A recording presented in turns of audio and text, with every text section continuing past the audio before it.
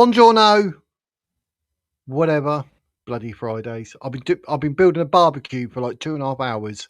75 screws with bolts. Ooh. Been a while since I've had 75 screws. Yeah, I know. I've done it all in one hit, mate. Didn't even have a break. Very impressive.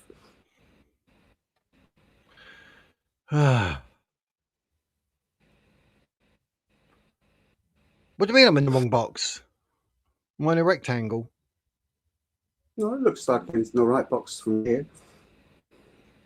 I do like when people like you go, hi, and someone goes, I wish I was. That always makes me chuckle. My inner child.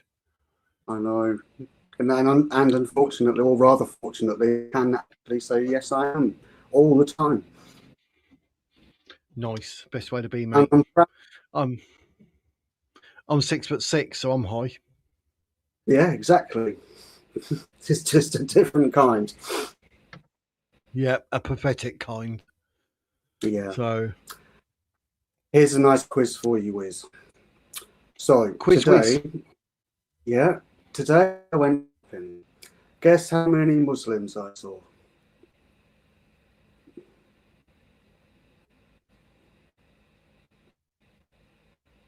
Correct. 0. Correct. Guess Marvelous. how many black and brown people I saw? The same. The same. So England does still exist for now.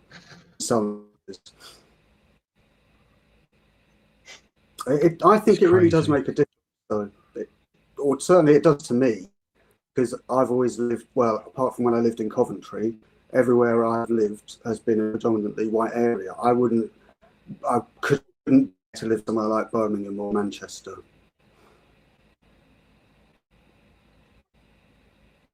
I just realised I had that thing of that picture we said instead of the actual video that we wanted. Oops, my bad.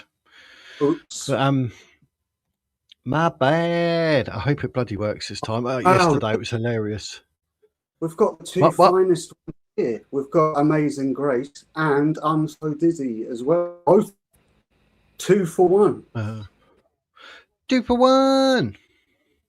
How we all doing? Oh, my Planet and me Alien don't look too bad at the moment. That one's just blurred out. Oh, I can't believe it.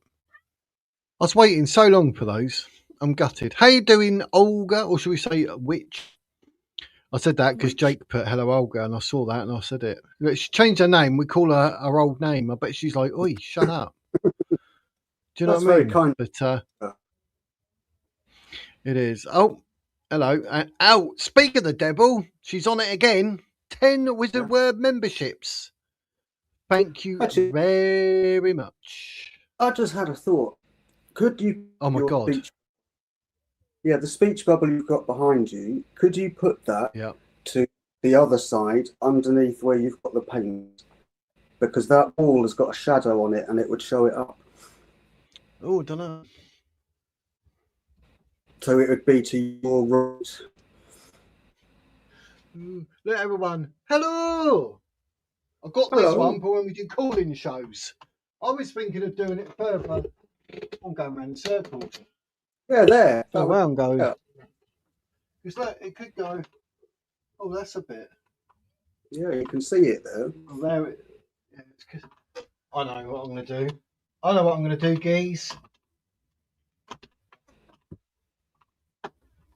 You look at this. Where else on a Friday night do you get to see interior design in an improvisational manner? Nowhere. But here you get it for free. Oh, hang on. Wizard. He defies electricity.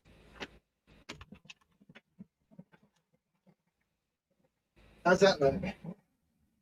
Fantastic. Live art. Look good. You can't make out what it says though, can you? But at least it has a purpose now. Yeah. See, so what it was, ladies and gents, look, world news, extraterrestrial chat, get in there. Speech bubble saying hello, call-ins on a Sunday. I thought about it, and it didn't pay off. So they're all on. Yeah, it sort of is. That's me. Like, as you can see, I'm doing a black and white painting. That's the ocean that I'm doing. I'm going to actually have the Spinnaker Tower. I'm going to do that. Very, so very nice. Yes, I've been doing. Creative. Yep, all my landscapes are fantasy in my head. I thought, do you know what? Let's do a proper landscape so people can actually see what it is for a change and see where we go. Exactly. So nothing ever wasted. Nope. And if I get it right, I might use it for my application next year for Landscape Artist of the Year. I've entered twice before and been told to sod off, so what third time lucky. You never know. It is disheartening. I remember a couple of years ago, I went out of my way to enter every single short story competition I could find and get into any of them. So I thought, fuck this. I'll do something else instead then. That's what I mean. I'm like that, and I take that as a hint. I do. Do you know what I mean? It's just irritating. I probably would have done that a few years ago, whereas now I will look at it in terms of, I just blame the people that are doing the assessment and the judgment, and they probably haven't read it. And they've probably just awarded someone who's got a foreign sounding name anyway.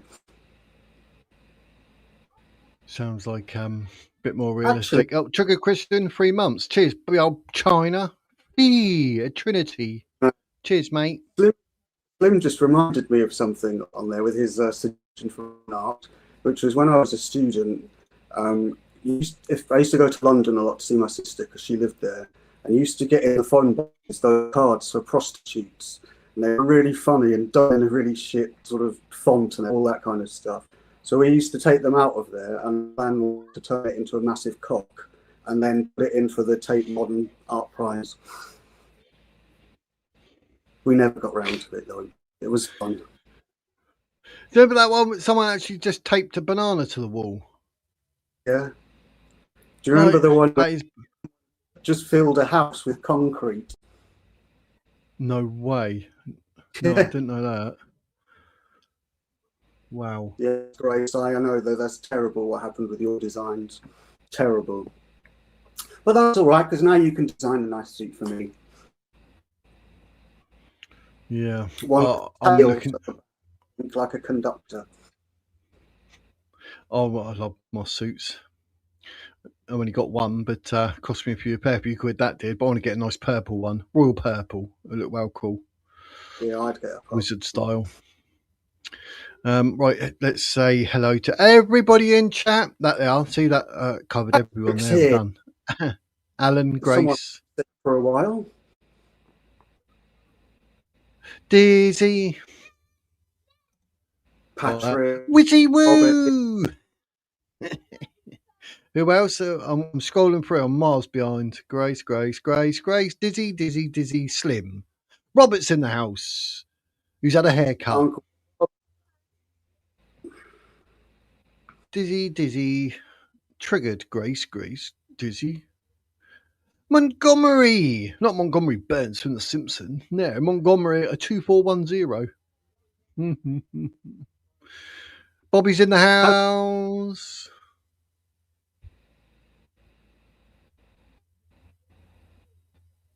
Who else? I don't think I've... Beats and Tapes.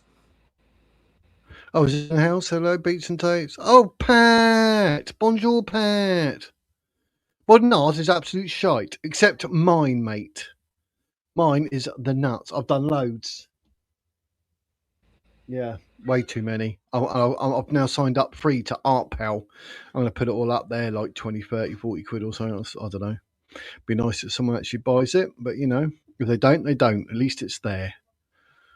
And I've got a new I've got the Wiz YouTube, and I've also got a different account now for my art. So I can post it there and link it to ArtPal and say, look, ladies and gents, not quite Rembrandt or John Constable, but what do you expect for like 30 quid geese? So when I buy it for 30 quid, they sell it for 900 quid the next day. I'm like, what are we doing?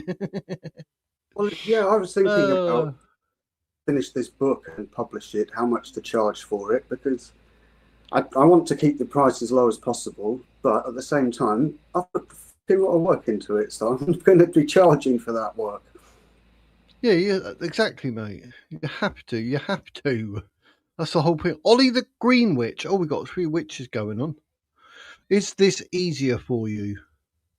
Yes. I know nothing. I'm just going to say yes because I don't know what you mean. It's the name, I think. So it then say Olga or the other name. Oh, is that Olga? Is it? She's changed it. Oh, right. Oh, I was like, I don't know who you are. So yeah. Oh, it still says in the back 1 witch and a cat. Oh, it could have changed and given me a clue. Ollie the Green Witch. Ollie, we'll call you Ollie. And it's about cravats and pipe smoking, unfortunately. That's my next book. So this one is about a defense analyst, an intelligence officer, uncovering a mysterious archive. Look what Grace done. That's a good one. The Wizard's work. I see what you've done there. I like that. But anyway, and if you think what Jake's talking about is absolutely boring, then I wrote a book and it's called Wizard No Name and the Book of Creation. Now that sounds more interesting. Actually does. Just saying. Just saying. Just saying. At least you know Jake's book, you'll be able to buy it somewhere, somehow, $1.99. Probably a jumble sale. Mine will be in the bookstores for $9.99. Well, Montgomery, I know what you mean about Tom Clancy. It has, if you took the background of Tom Clancy and took the action out of it, it's more of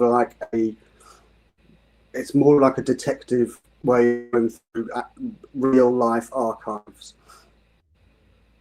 So it's fictional. What it's actually about is real, used real documents.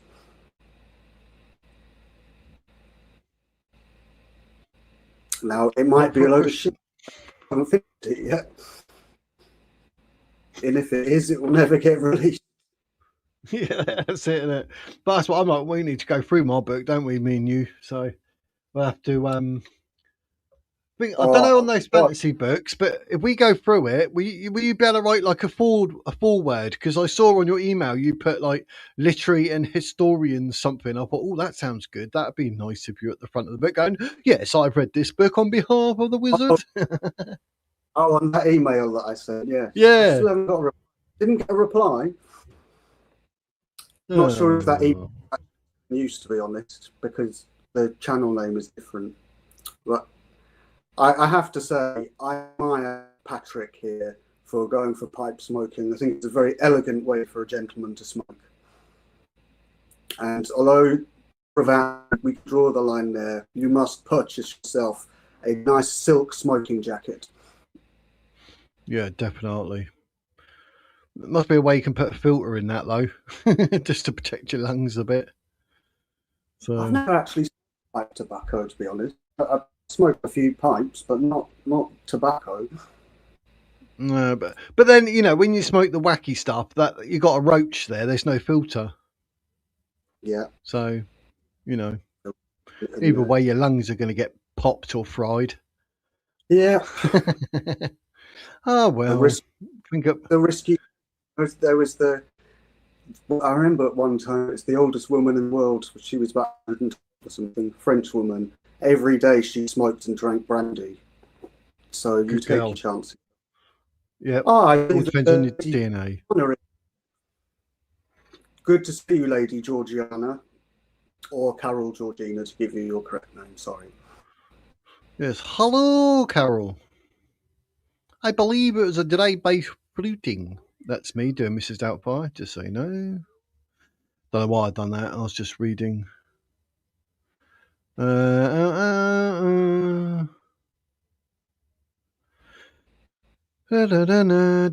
caught up. Happy days.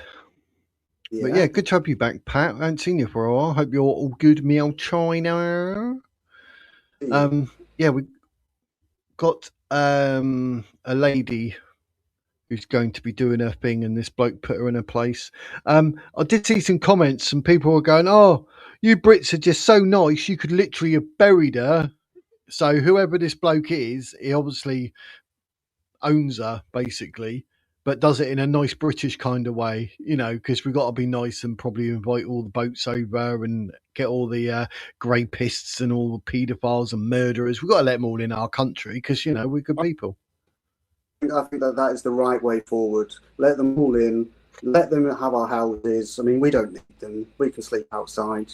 Give them our food. Let them have our women. I'm okay with that. And it's not like I've got centuries of history through my family here or anything.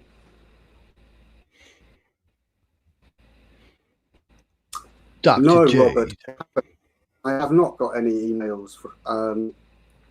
Make sure you use my full name rather than the abbreviated one, because the email, it definitely is the one that I gave you, but no, sorry, I haven't got anything yet. Other than that, you can, Rob, you could message me on Ko-fi like you do normally with your wonderful photographs and that, and say, "Oh, Wiz, can I have his email address?" And I can send it via that if you wish. Unless Jake's willing to just put it in the chat or whatever, obviously, but I'm just saying, you know. No, I don't mind putting it in there, but just remember it's my full name. But it's definitely that. This is definitely correct. I like that, Slim. You're right, mate. 100%. Oh, Grace, I hear you. I hear you say there. The kids next door here, all they fucking do is scream constantly. I was so glad when they went out this afternoon and they haven't come back yet. They could end up having a Jumanji moment or something because they're playing the wrong game. Imagine that. You want to be that, would you? No. That'd be nuts. 5 kids. What's wrong with them? You don't need 5. That's terrible. Nope. Disgraceful. Me and the missus got 6. 6? Blimey. Don't know where you found the time. Well, I've got Sky Sports, so I haven't now. Oh, yeah, that's all right then. You don't put it then. Oh, Paul's in the house. Since you there, Paul. How you doing? How you doing? Hello, Paul. It's weird saying Ollie the Green Witch now. Ollie, Ollie, Ollie. Is that what you get called instead of Olga? They call you Ollie.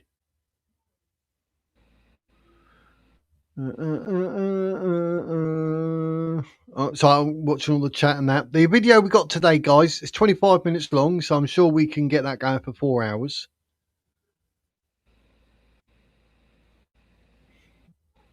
It's not me. Yeah, it's not me.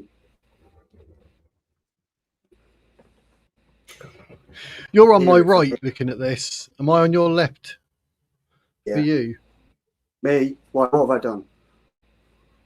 Nothing. You just talk. You don't let me watch. But yeah, it's going to be a good one. Apparently, it's going to be a good one. I hope it's going to be a good one. But yeah, it's about colonization and reparations. And basically, the actual video, the original video, was called England Ended the Slave Trade. Prove me wrong. And then the other video that I had, which I was going to have because another gentleman is actually talking like what we do to review it. And I thought, oh, yeah, if he stops it and says something, we can see if we agree or disagree. But I watched a little bit of it and I wasn't too keen on him. So I've decided to not do that. But he said race beta speechless. Julian Mann silenced her argument about blah, blah, blah. And I was like, no, let's change the video. I've gone to the Freedom Watch GB, I think the channel is. The channel link is below. So it looks like an up and coming debater. So, oh, yes. Happy days. I can't remember who it is, but they're very up and coming. I'll remember when I see you, sure. How can you not like? I tell you what, if there was a witch in my book, I would call it Olga. That sounds like a good name for a witch, Olga. Olga. See? So I'll tell you what.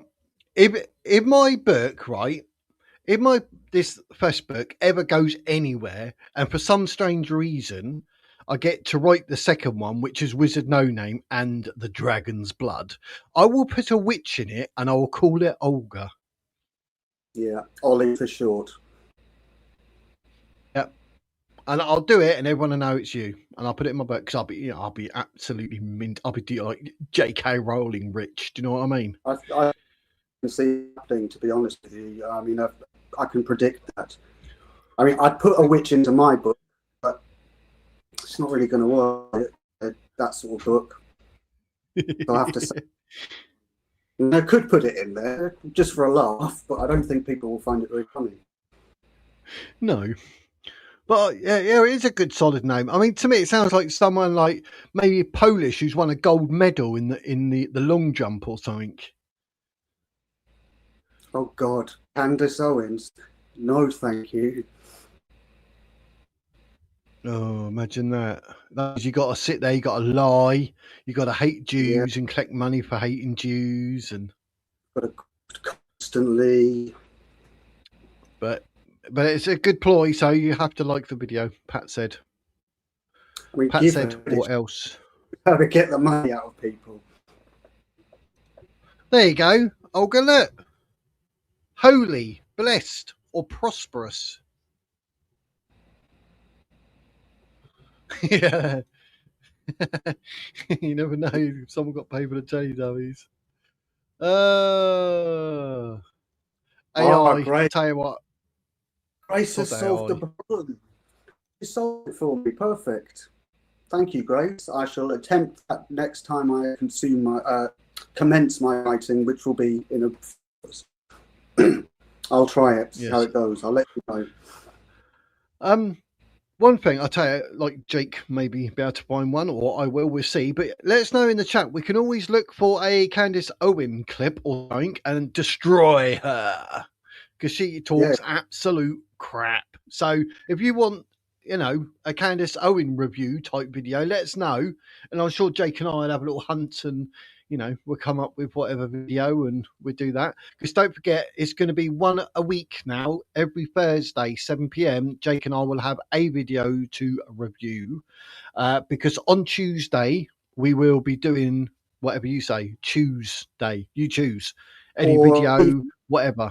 Tuesday, if you want. What? We could have Tuesday. I don't think we've got any Jews in the chat, but if we did have some, then Tuesday might be a good one. It would be a way of honouring Jesus. Yeah. I think so. They like that. I think so. But this is the lady in question. Obviously, she doesn't actually look blurred in real life. It's just where I paused the video. So. Yes. I know who this gentleman is now, yes. This is Montgomery Toms, a young gentleman who does very similar to young Bob. He's more confident than Bob in his demeanour, but he's not as good, I don't think, at presenting his views as young Bob is. But he is getting a lot better with it. He started to appear in a few channels as well, like Dan Wootton. So yes, Monty is very much an up-and-coming young YouTuber. Oh. And as far as I know, this is outside a university. But I don't know which one. But considering that this is about colonialism and reparations, having a look at the person to the left of the screen there and the person to the right of the screen there, I think we can understand which one is going to be on which side of this particular argument. There's not much room out there. Yeah, but Thing is, a lot of people, they seem to say things, even on X with me, and I think that's not right. And I Google it, and they're wrong. So do they not think before they post? Do you know what I mean? Like, we can just check. Like, you're I think so. lying. Yeah. But that's the trouble. People, So- when even confronted with the truth, still can't see past the delusions that they hold. Yep. I'll start blocking people. I'll literally do a reply. They then say, defend to the prophet, marrying a 6-year-old. And then I just block them because they come back with something so stupid. I just put a little thing up of Buzz Lightyear where he's on his finger and there's no intelligence here. I put that up as a reply, then block them so they can't reply to it. That's it. I'm done. I'm not wasting my time.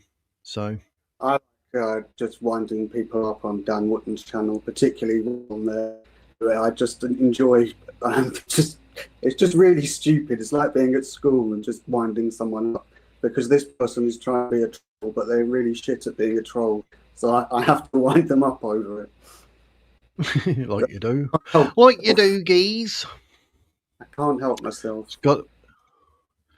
It's got to be done. It's got to be done. But hopefully you can enjoy this video. Because obviously yesterday I don't think anyone was really into Pearl Davis or Anna Kasparian because the video was a bit of a flop, shall we say? Yeah. So live and learn. Anything with either of those ladies in the future will not be appearing on this channel. Not welcome here, Pearl. No, the views were dire. Even on X can be a good one. Do you know what I mean? Like the other day, I had like 180 people watching on X and about 30 on YouTube. So that was a bit strange, but yeah. But I thought, yeah, cushy. So either. But I'm not monetized on X, so that was annoying. Well, if you are on X, send money into Wiz. He needs it. If you've got any spare, you don't have to, obviously. No, you don't have to. Just I just won't go live again, and I'm going to cry, and I'm going to hate everyone, and I'm not going to buy a T-shirt that says I'm a grifter on it. Simple. No, I don't think you should. YouTube grifter. I was going to have a T-shirt made and wear it, but you won't be able to see it because my moobs would hang over, and all you'll see probably would be the word like iftar or something. People might think you've turned into a Muslim if it says something like that. I know. Does that say kafir? If what? What does it say? Pufta? What? Is it a Muslim T-shirt? What does it say? Boom! Oh, there. Oh, you have to laugh, don't you? I did have a T-shirt up before I deleted all my merch. I had a shirt. I think I said before, but it's down the side. It said Islam, and I used the letters, so it said I steal, lie, and murder. You can't argue with that. I managed to sell 0. I mean, if I was 6'6", I'd probably walk around wearing that. But not being 6'6", I probably would be a bit cautious wearing it in public myself. Yeah, I have my moments. White Chapel, or Brown Chapel, as it should really be called. Yes, but I did have my merch up for God knows how long, and I sold nothing, and I never really advertised it, so I just got rid of it all. But I still own the domain name, thewizardwords.com and .co.uk, just so you know. I'm thinking of doing some sort of website, but I don't know what, and it always costs money, and I haven't got money, and I need money! Send me money! Yes. That's it. Ah, yes, Drew. Yes, Drew. Drew is laughing about when I was doing the poll. Yes, white is a social construct, yes. See, now what my point that I'm arguing with him, as I'm sure you appreciate, is he's used the straw man argument, which is that there is no single gene that identifies if you're black or you're white, which I have said, no, that isn't how genetics works. It's a pattern of genes that places you in a specific geographical region, and that determines what your skin color is, therefore what your race is. So to say it's done down to one gene is a straw man argument, and it's disingenuous. And I just find it funny that this person doesn't provide any evidence, and I gave them 8 studies last week, so I keep putting 8 mil. Can't help it. It's childish, Well, I know. Well, I'll be honest, Drew. I saw you said being white is a social construct. I was like, oh, it must be social housing, and they painted all the buildings white. That would be nice. So it's a social construct. It's it's a house, isn't it? So I don't know. So Spain, they're all if white. let's put this to the test. This gentleman's theory: if white is a social construct, why is it that when I look at this screen here, the person on the left is brown skinned, the person on the right is white skinned? Are you trying to say that white people are just made up and that what I can see in front of me doesn't actually exist? Well, to be honest, mate, let's be honest. I've never looked at someone and thought, wow, they actually look black. And I've never looked at anyone and gone, wow, they are white. Because if you're white, you're a ghost. You're dead. You're like, uh-oh. We are like an eggshell colour. Yeah. Or skin coloured. Yeah. That's it. We're skin coloured. End of. But it's absolutely a straw man to try and reduce race down to being a single gene. It's just stupid. And it certainly isn't a gotcha. And besides, what do people even mean when they say a social construct? So society has just made something up then? Is that what it means? Yeah, they constructed something somehow and come up with something somehow. So. Oh, thanks, Drew. You can come and tag team anytime. I don't mind. I got bored after a while. I went and had my tea. You rode him like a bike.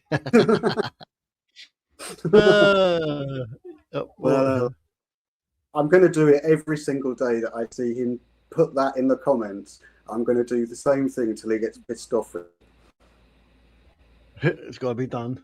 But I wonder if anyone here actually enjoys the Tour de France. I do love the Tour de France. I used to do cycling. Loved it. But Pogacar is kicking ass. It's brilliant. But anyway. We need to get on with the... I'm not sporty. Oh, thank you, Lady Georgiana. Very kind of you. Lady Georgiana, the Duchess of Devonshire, thank you.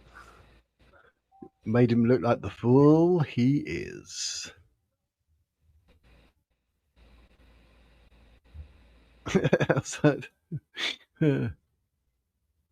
Yeah, but see, cycling's much effort, I think.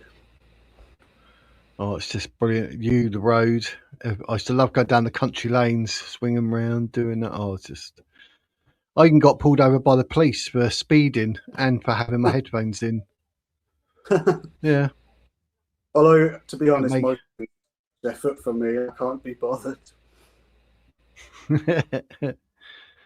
Yeah, mountain biking's good as well. That's never my thing, but I do, if I ever see it, I'm like, oh, I do like it because it's a lot of skill on that. I would do that. Fortunately, it's flat. It has hills that are annoying, not mountains. I used to start fights at school with people. Like, I don't mean like full on fisticuffs, but I mean arguments and that, and wind them up because they'd come to school and they're like, oh, my new bike and all that, and I'd be like, how many mountains do you pass on the way to school in the morning? Yeah. Like, what? I said, we've got a mountain bike, mate, like for flat roads. And there's me with my racer, a road bike. Yeah. Mountain bike.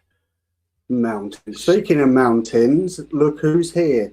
Pouncy. Move any mountain. I can move any mountain. No, you can't. Shut up.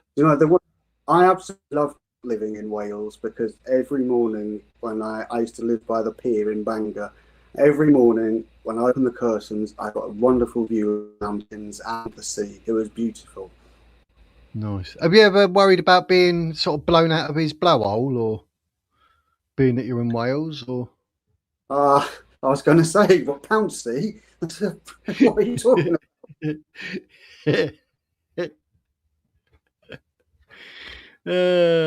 How you doing, Rob T? Yeah, I went to Wales with my son for Great Britain, played Japan in the Olympics. It's lovely. It was really nice.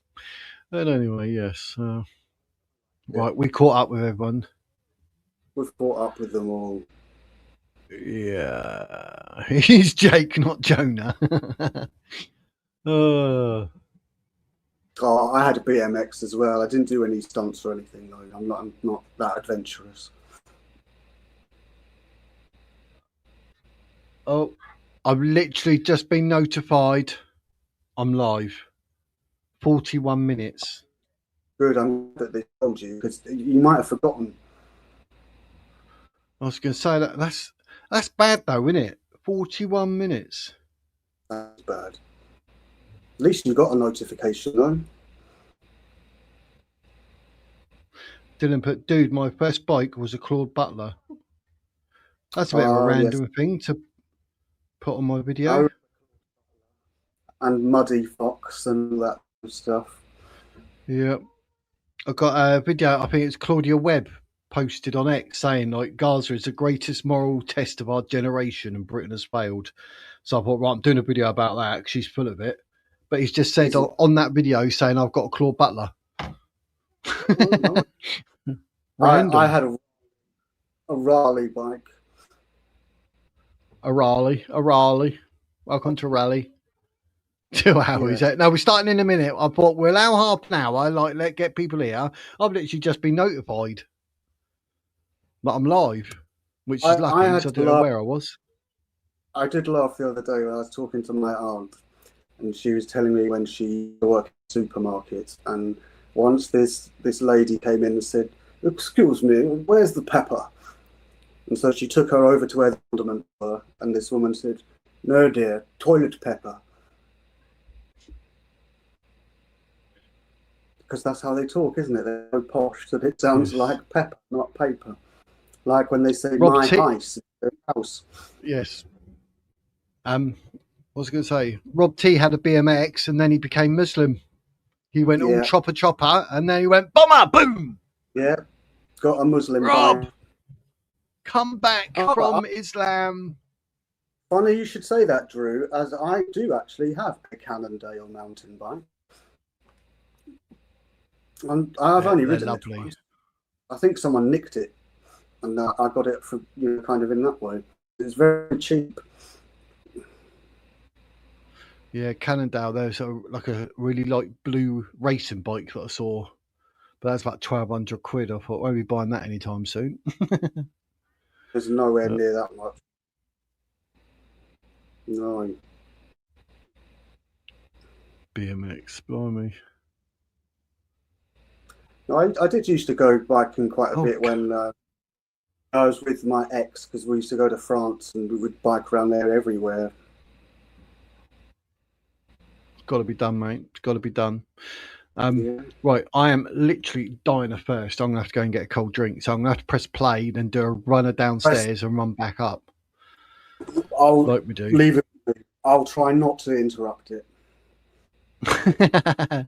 Yeah, I need to make sure that you can hear it. Right, I'm just going to press play. Tell me if you can hear it or not. Otherwise, I've got to reload it again. So mass migration. Did you hear that? You can hear that. You heard it? I heard it. Oh, thank God. That does surprise me, because last time we'd done all that and then I pressed play and you went, nope. No, I know. No, but I definitely heard it today. Right. Yes, I'm not being rude, ladies and gents. I'm so thirsty. Right before I even come up, I think it's where I was doing the barbecue and it's stressing me out. I was getting so hot and bothered. I've had about 4 cans, and normally in a day, I normally drink about 0 cans. So it's very unlike me. That's what it's drinking. Special brew, by the way. Actually, the big cans, Iron Brew, lovely, mate. So right, I'm dying of thirst. Right, I'm gonna... Drew, I had a Falcon BMX. It was a blue one with the yellow padding on it and yellow mag wheels. Wonder if it was the same one. Sorry, I got excited. I remember them, the mag wheels. Right, I'll give you a choice. Actually, you can talk to him in the chat, or I can press play on the video. What do you want to do, Geese? Who, me? Yeah. I don't mind. Press play. That'll be fine. Yep, right. That's what it is, geez, I think. Oh, it's terrible. Right, you're going to enjoy this with Jake. No interruptions, because guess what? I've got the mouse. I've got the mouse. So he can't do shit, mate. So right, I'm gonna press play and do a runner. You could definitely hear it though. Do you feel like the main reason England is in the state that it's in is because of mass migration? Well, define the state, because that's a big thing. Like, what do you mean the state? The economic states, people are disillusioned, things are harder for people. Is it because of mass migration? I don't think it's solely because of mass migration. Is that the main reason, you think? Ooh, never been asked that question before. I would have to be nuanced. Now, if it was terms of like social cohesion and community spirit and feeling disenfranchised for local communities, I would say that it's the primary reason. If you're talking economically, I would say that it's probably 50% of the issue, and then another 50% of the issue. I would say it's 50%. I'd say the other 50%. Do you understand how England became great? How did England become great? through thousands of years of constant fights and constant revolution, and not a bloody revolution, but in our minds and our soul. We come from a history through years, decades, hundreds of years of exploitation of developing nations. That's when was how that? England. When was that? Hang on. That's how England became great. Were we not great before we had any relationship with the slave trade? Let's be honest. Let's look at London, for instance. London was one of the dirtiest, and I'm speaking in terms of just general. I can't give you, but London was quite dirty. Around the industrial era, people were living in poverty. Yeah. Was there anything worth commenting on while I was gone? Well, I think she's got a bit of a cheek to say that London was dirty. I mean, she's from fucking Africa. Yes, yeah, I bet. Well Talk said. about calling. Oh, sorry, I shouldn't say that.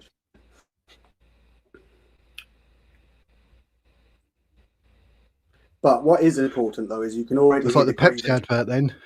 Sorry.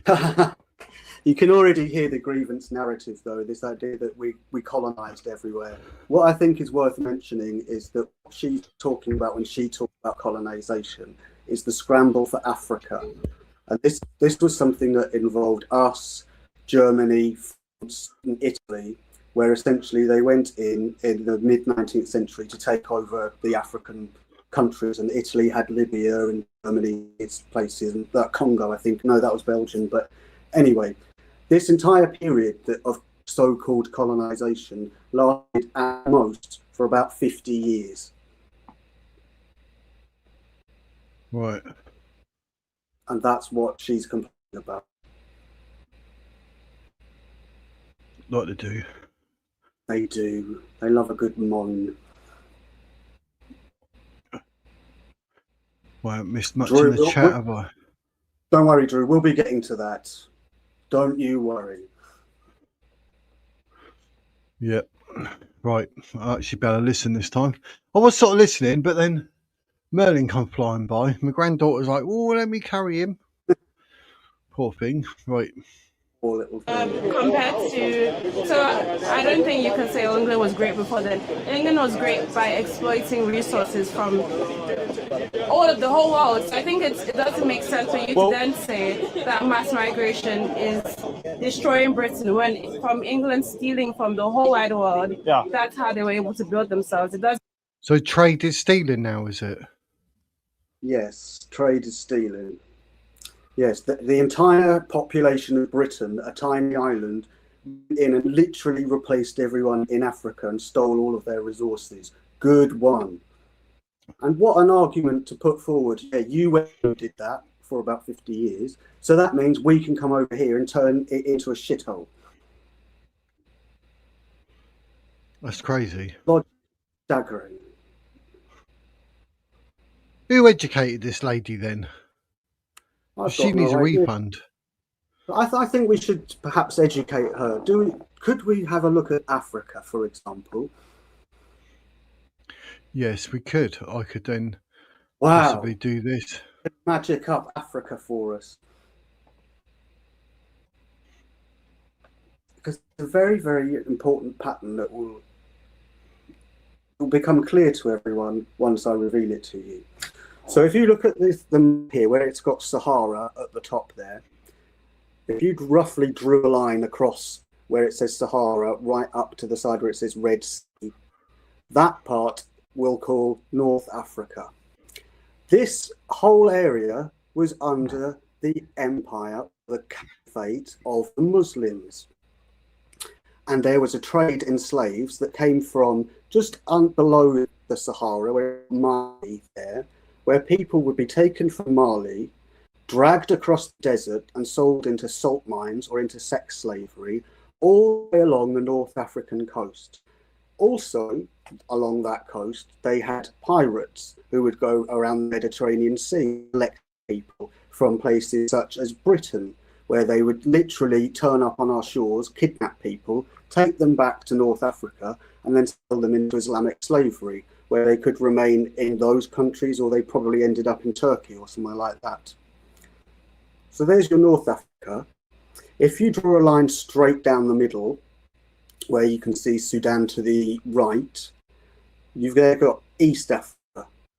And what happened here is you had people who were warring against each other, who would take the slaves, they would march them up north, and they would sell them, unsurprisingly again, into Islamic slavery.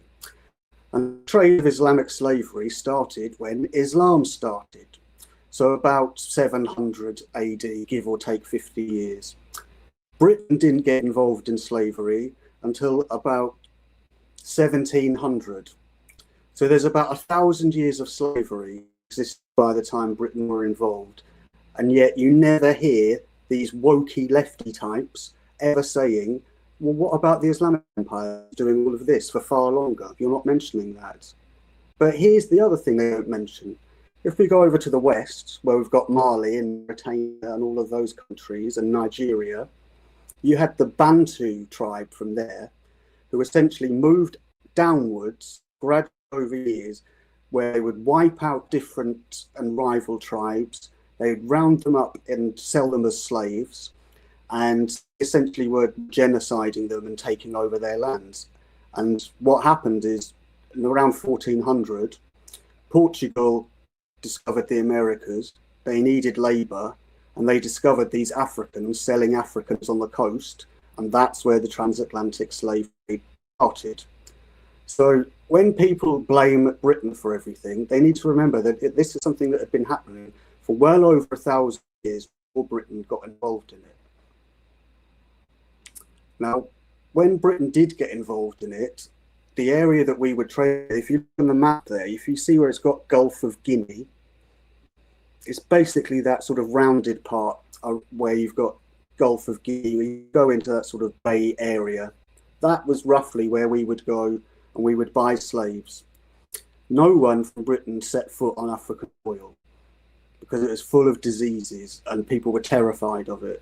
They would go there, they'd pick up the slaves, they'd take them over to the Caribbean, and where they would be put to work, or they would be sent to America. And all of this idea that Britain colonized and enslaved the whole of Africa is absolute nonsense. And the other thing that's really important is that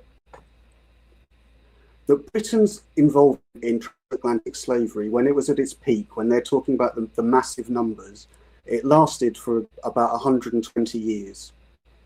In that period, Britain was responsible for transporting about 3 million slaves from Africa over to the Caribbean Americas. Only 300,000 of those slaves went to the US. And that really surprised me when I first found that out. But you think there's a lot more black people than there actually are in America. But in the whole time of the actual slave period, the ones who came direct from Africa was only 300,000. The majority went to the Caribbean, or they went to Brazil through Portuguese or Spanish trades. And the total number of Africans that were taken over was 12 million, or 11 to 12 million. But Britain was only 3 million of that So there's an enormous disparity in the way that people present Britain's involvement in the slave trade. And of course, we ended the slave trade in 1807, I think it was, in Britain, and then ended it for the rest of the world essentially in 1833. Although we weren't the first, Denmark beat us to it by a few years, but we'll take the credit. But that basically there's your history of slavery, and that's why I wanted to put this map, is because you've got the whole country there is essentially involved in the trading of slaves, and yet we're the ones that get blamed for it all. And we got to probably pay reparations. We did pay reparations at the time, and quite rightly so, to all the businessmen that we put out of business. We had to refund them, and it cost us an absolute fortune. But we realised that that was better than doing something as inhumane as slavery. We were willing to take an economic hit. Another thing is, when people like this person here might do, they often like to whinge about it. This slavery funded the Industrial Revolution. No, it didn't. Slavery was worth about 0.2% of the economy. It was worth absolutely full. The only people that benefited from slavery in this country were a handful of rich traders from Liverpool, Bristol, and London. And they're the exact same people that are still controlling things today, because that wealth has stayed as it was there before, as it was there afterwards. This, whatever they trade in varies. So for her to say that we have colonized and we've stolen resources from countries, when what, like you rightly said, is this is trade, is absolutely appalling. And where they've learnt this from, God knows, but it's activist teaching has led them to believe in this. Disgraceful. Because these countries have ways. What do you think about what Bobby said there? I don't know if that's to do with the EU, but there is a point that he's touching on there that I think is something that is really important, which is when you get people like this going on about slavery from 200 years ago, they never mention modern slavery that's happening right now, and it's probably happening next door to her, or certainly will be happening in her town, and she doesn't give a shit about that.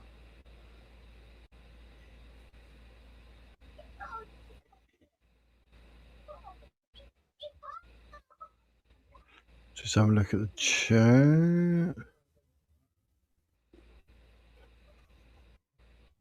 Oh, the other thing as well about slavery, as I mentioned, that because only a handful of people actually benefited from it, it's worth mentioning that the equivalent price today of a standard slave would be about £20,000. So your average family, there's no way they could have afforded a slave. Most places in America were small farms that would have had 1 or 2 slaves. The image that she's trying to create is of a massive plantation farm like you get in Gone with the Wind, where they'd have hundreds and hundreds of slaves. But they are the equivalent of today's billionaires. It's completely ridiculous to try and blame it on the whole of Britain. And also, during the whole time that slavery was in existence and we were participating in it, it was legal to own a slave in this country. And it had been ever since the Normans outlawed it in 1066. There we go. And that'd be interesting. Yeah, every society's had slavery. It's not us that started it. But we're the problem. It's like our 1% carbon emissions is causing global warming, climate change. It's us again. I mean, it's only 3% of the entire population, planet's carbon, whatever. Only 3% of that is causing problems anyway. And of that 3%, we're going to spend a fortune to make sure that we can reduce that by 1% only. Well, yes, Grace. Yes, if you set foot on British soil, you were free. That's correct. Yes, there is a famous case. I think it was Somerset versus someone where that was established here, where there was a slave and the owner to take control of them so they could take them back, and the British court ruled that no, if you're on British soil, you're free.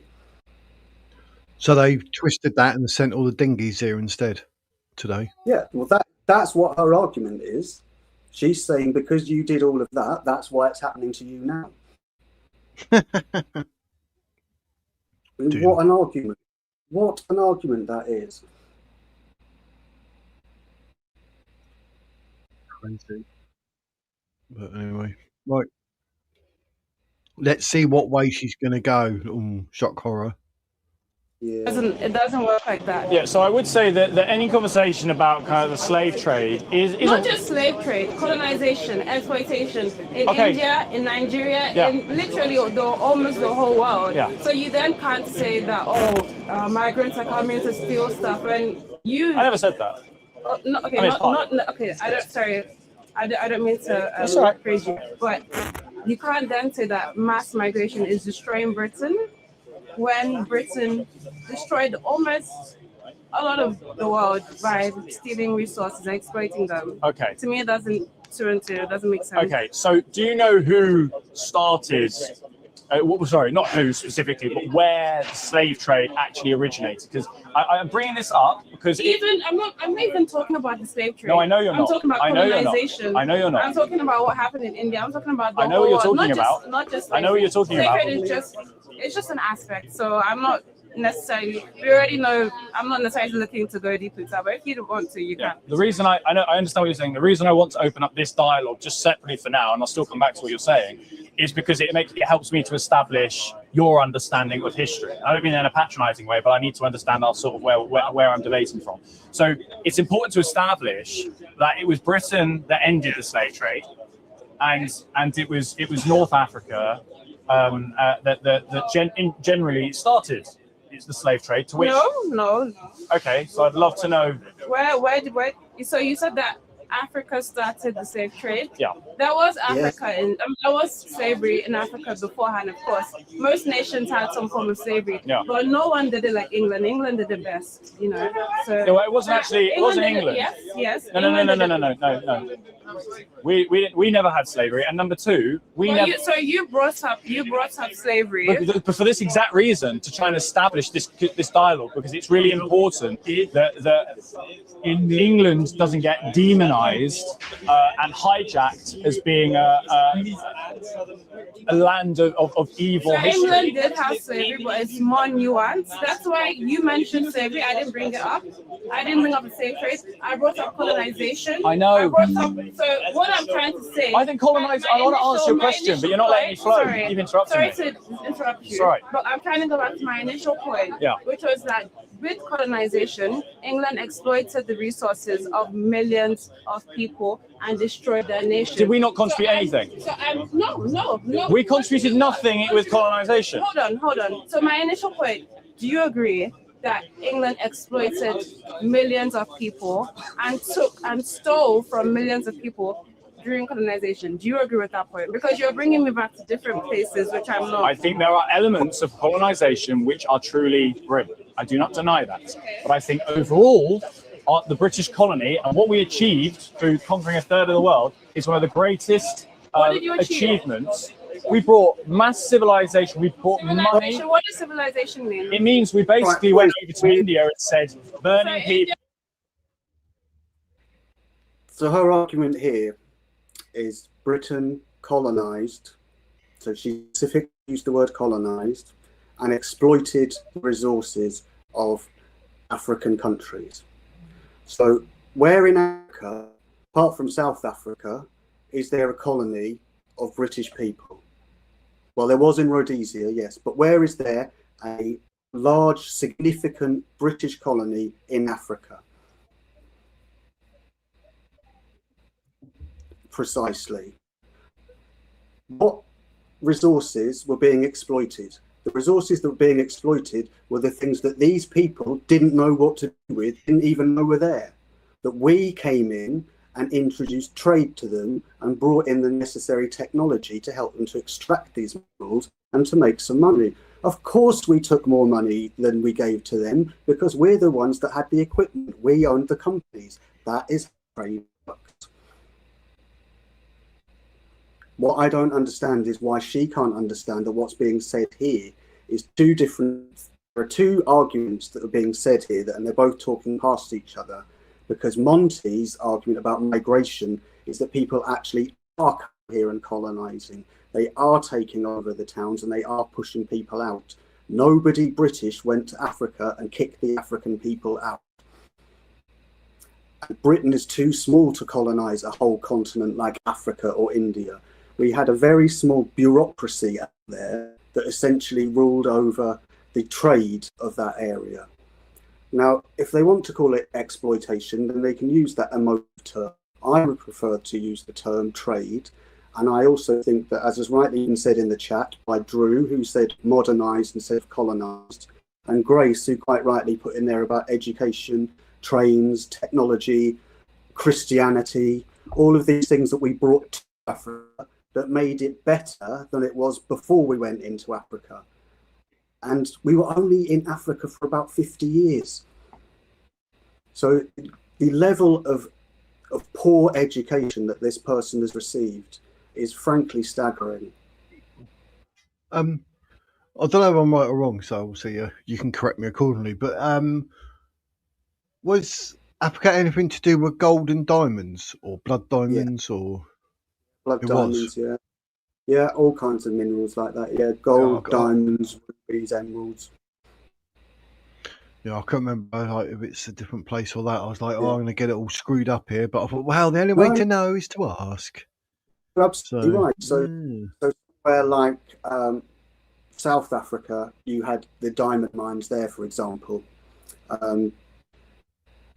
Yes, Trig, I did say that Christianity made Africa better. Yes, I didn't say that Christianity itself made it better as a whole, but it made Africa better. That's for sure.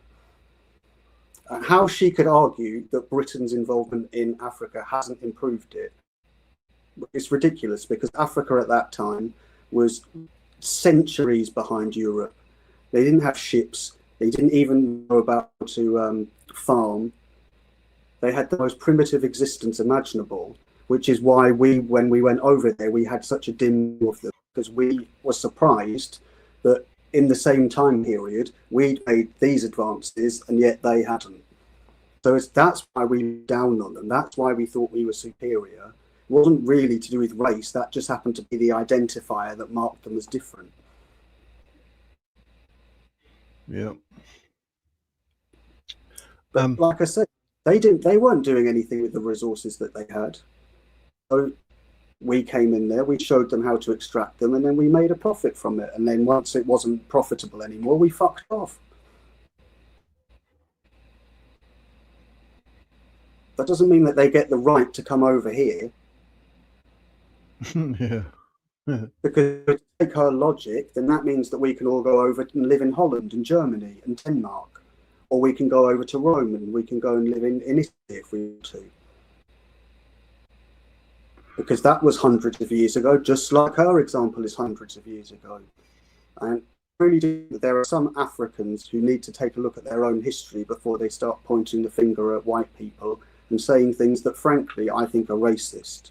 And in fact, before I forget this, I am genuinely now considering the term racist to be a racial slur. It is the equivalent of being able to call somebody a racial slur because you can get away with it. But it means exactly the same thing, has exactly the same effect. Only white people can ever be a racist, so it's used deliberately against us. I reckon. Yeah, sorry.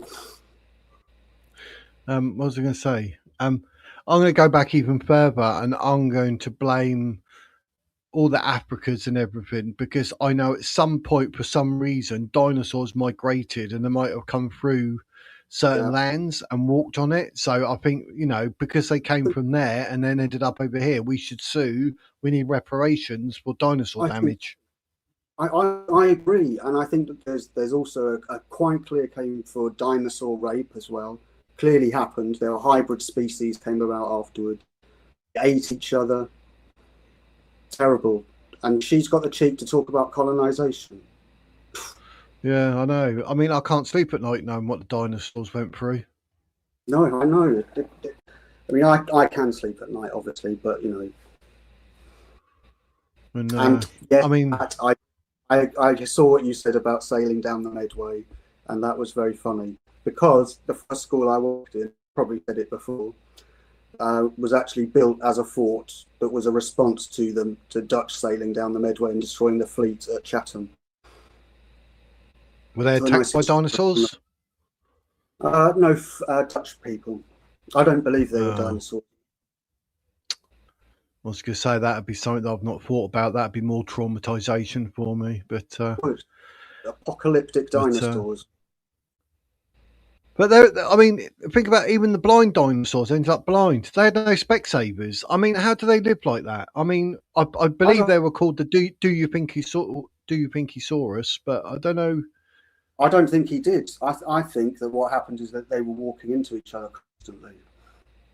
See, that's. I It would mean, be- can would we be not go like- back in time and sort this out? I think we should, because the way I envisage it is if you tried to walk amongst blind dinosaurs, it would be a bit like playing against Argentina. You'd just be getting kicked all the time. I thought it'd be more like being in somewhere like a Muslim country, and at any point Oh, I You're couldn't dead. bear.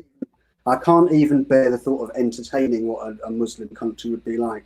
Even in my imagination, it's just too horrid a thought. imagine exploding underneath a dinosaur's foot as you got squished. It's so like Islamic. Maybe we could sue for that as well. So I Be think a we lot could of try. money there. You'd probably get a human rights lawyer if you pretend to be foreign. Yeah, I You'd be think all right. Weird. Say you converted. I'm going to say it's the dinosaur dilemma. Yeah. Trim the moustache up. They'll think you're an Abdul. No worries. Yeah, I'm not having that. I think dinosaurs have just ruined this planet, mate. And here we are. I've been on this planet for 50 years. It's not changed Yeah. my life in any shape or form. So obviously, I can claim now, because I've now just realised it, that it has, and I can just lie and demand Well, money. you've got generational trauma. It's been inherited for millennia. I think it should be acknowledged, and there should be justice for dinosaurs. It's probably in our DNA with this Well, white gene, We'll find out when you dinosaur get gene. yours. We'll find out. Maybe you've got it. Maybe that's why when I get angry, I roar. It's my inner I think- dinosaur. I think that could be it. That explains everything. And when I do Yeah. Merlin's dog food, I have to get out the scales. And I'm like, scales? They're probably from the Scales. dinosaurs. Yeah. Dinosaurs had scales. I'm traumatizing myself about. Oh, And you were born in an egg as well. You hatched. yeah. Maybe that's what it is. You're a hybrid dinosaur. So I'm going to have to get counselling as well. That's not good. Ah, Paul, yes. Sorry, Wiz, but King's School, Rochester. Yes, I know of King's School, Rochester. I used to walk past it every single day. It looks like a lovely place, but sadly there weren't any jobs going there. I needed one. But I'm not being funny, mate, but that was probably built on a dinosaur footprint. Probably was, because it is one of the oldest schools in the country, actually. I think it was founded in about 900, something like that. Not quite as old as dinosaurs. Where's blame? There's a claim. That's all I'm saying. Yeah. I don't know where I'm When it going with comes- that, folks. It just Nothing but shame and blame. Yeah. But we better press play before we get attacked by a T-Rex or something. I'm sure there's one around. Well, I don't think they believe in dinosaurs. No, but apparently the planet's only 6,000 years old, isn't it? People say, and dinosaurs are fake, and Yeah, they were oil saying- is dinosaurs' bones, or some weird and wonderful flat Yeah. Earth crap. Yeah, no, that's what oil is. It is bones and plant matter and all just shit that's broken down, basically. Right, this is quite annoying because she's talking out of her backside. I'm not fully 100% up in my knowledge of all this, hence why I thought it'd be a good video as well because I can learn. But you ain't going to learn anything from her. But I don't like Well, how hopefully- she talks, the attitude, talking him down all the time and then talking over him. And I understand his argument saying, like, yes, I know you said that, but I want to say this to understand your argument. I get that because you could be both like debating, but coming from something totally different. And he's like, yeah, but it's this and it was that. And she's thinking, no, it was that. She's already said, like, no to Africa being bloody slave trade or something. Like, how Yeah. that, like what you just educated us all on. She's going, no, Britain, mate. Yeah, it had been in existence for at least 1,000 years, probably Yeah, so about 3,000 or 4,000 years. but he wants to establish the grounding. You know, like say if you're debating a Muslim, you're saying, right, so actually you say there was no crucifixion. I'm coming from there was a crucifixion. You need to understand that to then, you know, let the debate go from there. So I understand what he's saying because she's like, oh, I didn't say that. And he's like, yeah, but I know I want to establish like the initial argument, like this is where it started, but you're misunderstanding that. So you're debating from what angle? Absolutely, yes. What you have just said there is you're essentially asking to extract the abstract information that they're saying. So to take the actual concept, the abstract idea, put it somewhere neutral in the middle between them, so therefore both of their arguments can be expressed. But she's not doing that, and you're absolutely right. She isn't. She's not listening because she's come here with a conclusion. Britain's racist. Britain did it. They're colonizers. They're slave traders. So therefore they deserve it. And she's not, at the moment, she's not going to listen. And he's literally got to try and debate someone who is not listening. Well, how can you do that? Well, perhaps he can. Luckily, I'm on the Coke, ladies and gents. But I mean, Yeah. can of Coke. Come on. Right. Sorry about that, Slim. You got it as well, have you? Right. Slim's told me press the button. I'm pressing it. I'm pressing it now, Slim. My bad, mate. My bad. Don't necessarily agree with that. Hold on, let's look at how England was around the industrial era. How citizens, not all citizens, most citizens lived. They didn't live well. In London, for instance, We had toilets. This is a great contribution. You were throwing urine for from, you were example. throwing stuff from the windows. Like England wasn't the cleanest Yeah, place. then we said we're going to invent toilets. Yeah, but England. Let's be honest. Thomas Crapo, I think his name was. Let's be honest. Ironically. England was not the most civilized nation. And that's why I asked you, what is civilization if most of the citizens were living in poverty? We can compare that to some of How the can she say that? How can she say, coming from Africa, that England was uncivilized when literally at the moment of the Industrial Revolution, we were the most civilized, advanced society that the world has ever seen? And I would argue even more we are gone backwards. So for her to say that shows a fundamental misunderstanding of what civilization actually is. What civilization, what philosopher, what school of thought has come from Africa? What invention that's changed the world has come from Africa? Fuck all is the answer, because they haven't produced anything.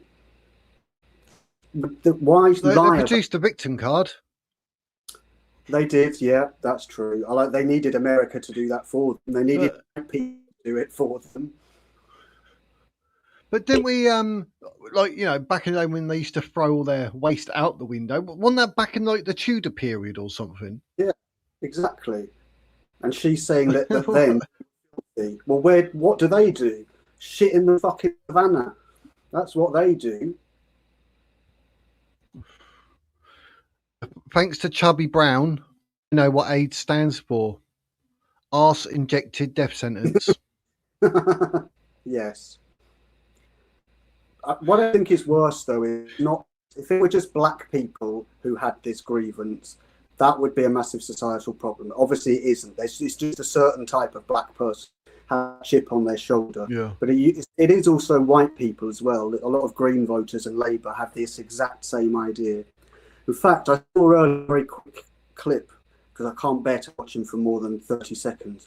Alistair Campbell, and he was on trigonometry, and he took a picture of the French team, and he said he was proud of the fact that there was only one white man in that team. He was proud because it showed diversity was winning. What? And I thought to myself, you're talking about a team there with 10 of 11 players, only one of whom's actually French. The rest are Africans, and you're saying that that is a good thing. That's how evil this man is. And don't forget, he was one of the architects of all of this when he was working with Blair as Blair's spin doctor. Well, let's. I'll tell you what. The feeling I get nowadays, right, is like you could all be, or all thrive for success, and you can bask in your success. You can swim in your success, but for some reason, people like this lady are all about wallowing and swimming in the victim planet and going, yes, poor me, my life is this because of that. Oh, yes, everything is bad and I'm not successful because of this and that. And you're like, you could be successful, but you're just swimming in the fucking victim crap. Exactly. And she's not also acknowledging the fact that she gets specific advantages that other people wouldn't. So she went to get her place at university. The girl who's slightly to her right there, the white girl, she wouldn't have been as high up in the pecking order because the university have you have to have so many black people come in to make it look like black people are doing well in their education, despite the fact that studies show that they usually can't keep up and end up dropping out. Yeah, DEI. It's all for DEI. It is DEI. Don't need it. Terrible. I mean, don't get me wrong. I'm not saying that Britain's empire was perfect. Of course it wasn't. No empire is. And I'm not saying we didn't do anything wrong. We did do some terrible things. There were some dreadful massacres, particularly in India. But we stopped people in India burning their way to death and other such pagan and heathen traditions that they had. And we brought civilization to those countries. We didn't enslave them and torture them and have them under our control. We treated them as decently as we could. Yep, hindsight and all that.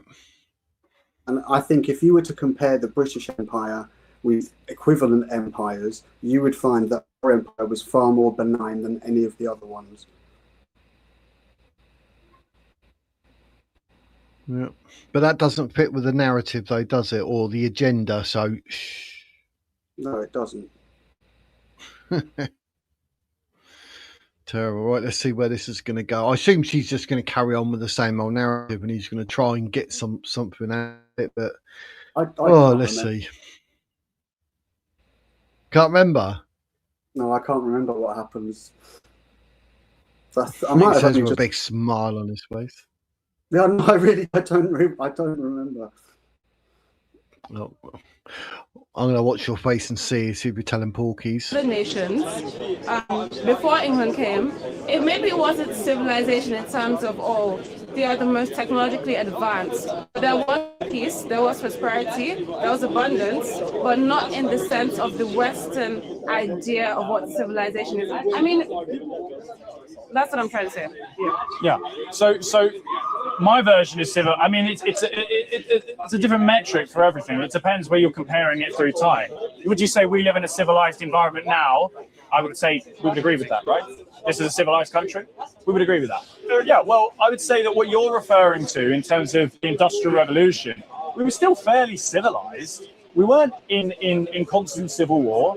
We weren't. We didn't have like. But the living standards of the average. The living standards. The British person. The living standards during the Victorian time were incredibly poor for many people. Yeah. I don't deny that. But interestingly, one of the ways we fixed that was through recognizing that we want to pioneer in England and invent, as I say, something like even during the industrial age. Yeah. Sorry to cut you off. Also during the industrial age, the living standards were extremely low. I know. Yeah. No, and I'm saying. Through that period, we addressed that in England, and we said we do have poor living standards. We've got cholera outbreaks coming through our water supply. What are we going to do? Well, we're going to pioneer and come up with ideas and technology to fix that. I think. Yeah. So you mentioned cholera. So that's King's College. I saw it. I saw the sign when you asked earlier. Said King's College, and that woman behind's got a bag saying King's Forever or something. There you go. See, she's got it completely wrong. I mean, she's trying to argue that before the Industrial Revolution, things were shit and people lived here in absolute poverty. I mean, the living standards here were far higher than they were in Africa. People here lived in houses. We had windows. We wore clothes. We didn't throw spears at each other. We were civilized. So what she's saying is absolute rubbish. People around here had mills, for example, that they lived in. There were cottages like the one I live in now that were built around that particular time. So what she's saying is rubbish. They were living in mud huts that are literally made out of dried shit. Yeah. So, okay, it's the fair point to say civilization is contextual and that civilization in Africa was different to how it was in Britain. Okay, that's a fair point. But it's not an accurate point to say that Britain was uncivilized and that everyone had shit living standards, because they didn't. The entire standard of living was shitter at that time.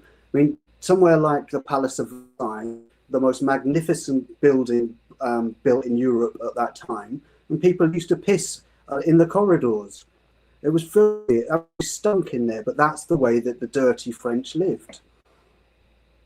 That was how their civilization was. We didn't do that here, of course, because we invented toilets.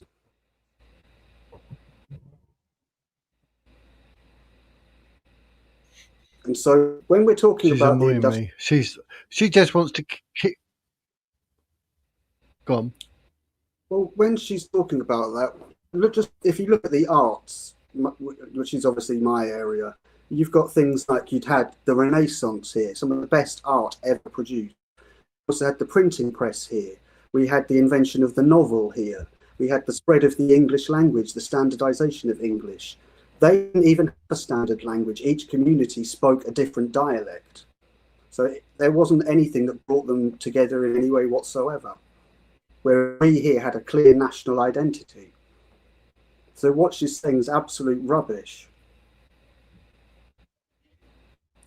Yes, people didn't live well as they did today. Of course they didn't, because we didn't have a lot of the technology that we have today back then. But it's absolutely wrong to think that everyone lived in absolute poverty. They didn't. If somebody living in rural Suffolk, for example, would have just lived off the land like people have done for centuries, they weren't any better or worse off than they would have been up until probably the 20th century. Yeah. Yeah, we can all go back to a certain bit, before we evolved into what we are. Do you know what I mean? Everyone's got history now, but she wants to keep harping on, but back then, well, holy crap, love. Do you know what I mean? So she's talking about the period that I can trace back my furthest ancestor to, so about 1750. That's absolutely nothing to do with me. Look how many generations back that is. And so to try and assign blame and to punish people today through reparations is immoral. And it's so flawed. Oh, just thought, right? Look at the picture where I froze it. Who can you point out and say, definitely British? Definitely. Yeah. Probably the one that is a bit blurred to the right. Looks blonde. Yep, I was going to say, yeah, that one, and the one that looks like some weird reason, another one to the left in the black with her brown hair. She possibly could. But, possibly. Also, maybe next to the blonde one, you can just see the head of someone. That could be a white person. But this is what I'm talking about. Scarf over the head. The first thing I said to you today was, how many Muslims, how many black people did I see when I went shopping today? And then I see this, and I think this is what I don't want. It's not that I've got anything against these people. Some of these people might be very nice people. They might actually bring some skills into the country. That's fine if they're going to do that. But someone like her who's coming here and whinging, I don't want them here. Yep. How you doing, Michael? Hope you're well, my friend. Hello, Michael. In a long time. It has been a while. But yeah, it's just right. Let's see where she's going to go with this, shall we?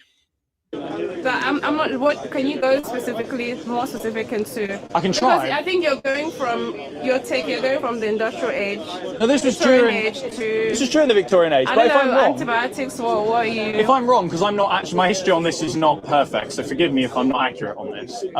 But my understanding is that we had cholera outbreaks during the latter period of the Industrial Revolution, and we identified it because we started to realise that people that were getting water from that cholera outbreaks were starting near water faucets or something like that. I think that was it. So I'm just using it as an example. It's just a way that we So identified I it. think the initial point that we touched on. Yes. You said that England around that time was very civilized. I disagree. More civilized. Was more civilized than the nations. I would say we were more civilized than North Africa. Yes, I would. Okay. It's very tribal in North Africa. They kill a lot of people. They have a it's a culture that if they want to have, that's fine. But I would identify that a lot of the culture within North Africa during the as an example, India during the 1800s wasn't as civilized. Let's take the time period of the 1800s. I don't think that's true. And actually, factually, that's not true. Before, England was the main cause of most nations becoming destabilized. Most nations, yes, of course, yes, it was. Most nations had systems they were able to govern themselves. They had systems. They were civilized in their own way. Maybe not, like I said, not technologically advanced, but these nations were safe. These people had they didn't have drugs. They had food. Yeah. So they were civilized in that sense, but maybe not technologically advanced. And that's why a lot of people think, oh, civilization means technological advancement. We can look at the industrial age. Yes, they were more technologically advanced. Yeah. But their living standards were a lot lower. The pollution was horrible. People didn't have food. People were suffering and struggling. And it was by stealing from all these nations, taking resources, exploiting, that England was able to grow to the position that it is in now. So that's why I think it doesn't make sense for you to then say, mass migration is destroying Britain. Well, we're also... Yeah, I know. I see what you're saying. I could go on for hours as to why I disagree with you, because we're talking about history in contrast to this sign now. Okay, but if we want to not talk about this sign and a more reference to the history, we are also talking about the sign. I would say, okay, that it's important to note, as I established regarding the pulling of resources through things like the slave trade.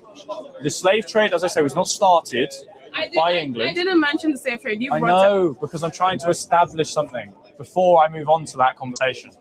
North Africa started the slave trade, roughly speaking.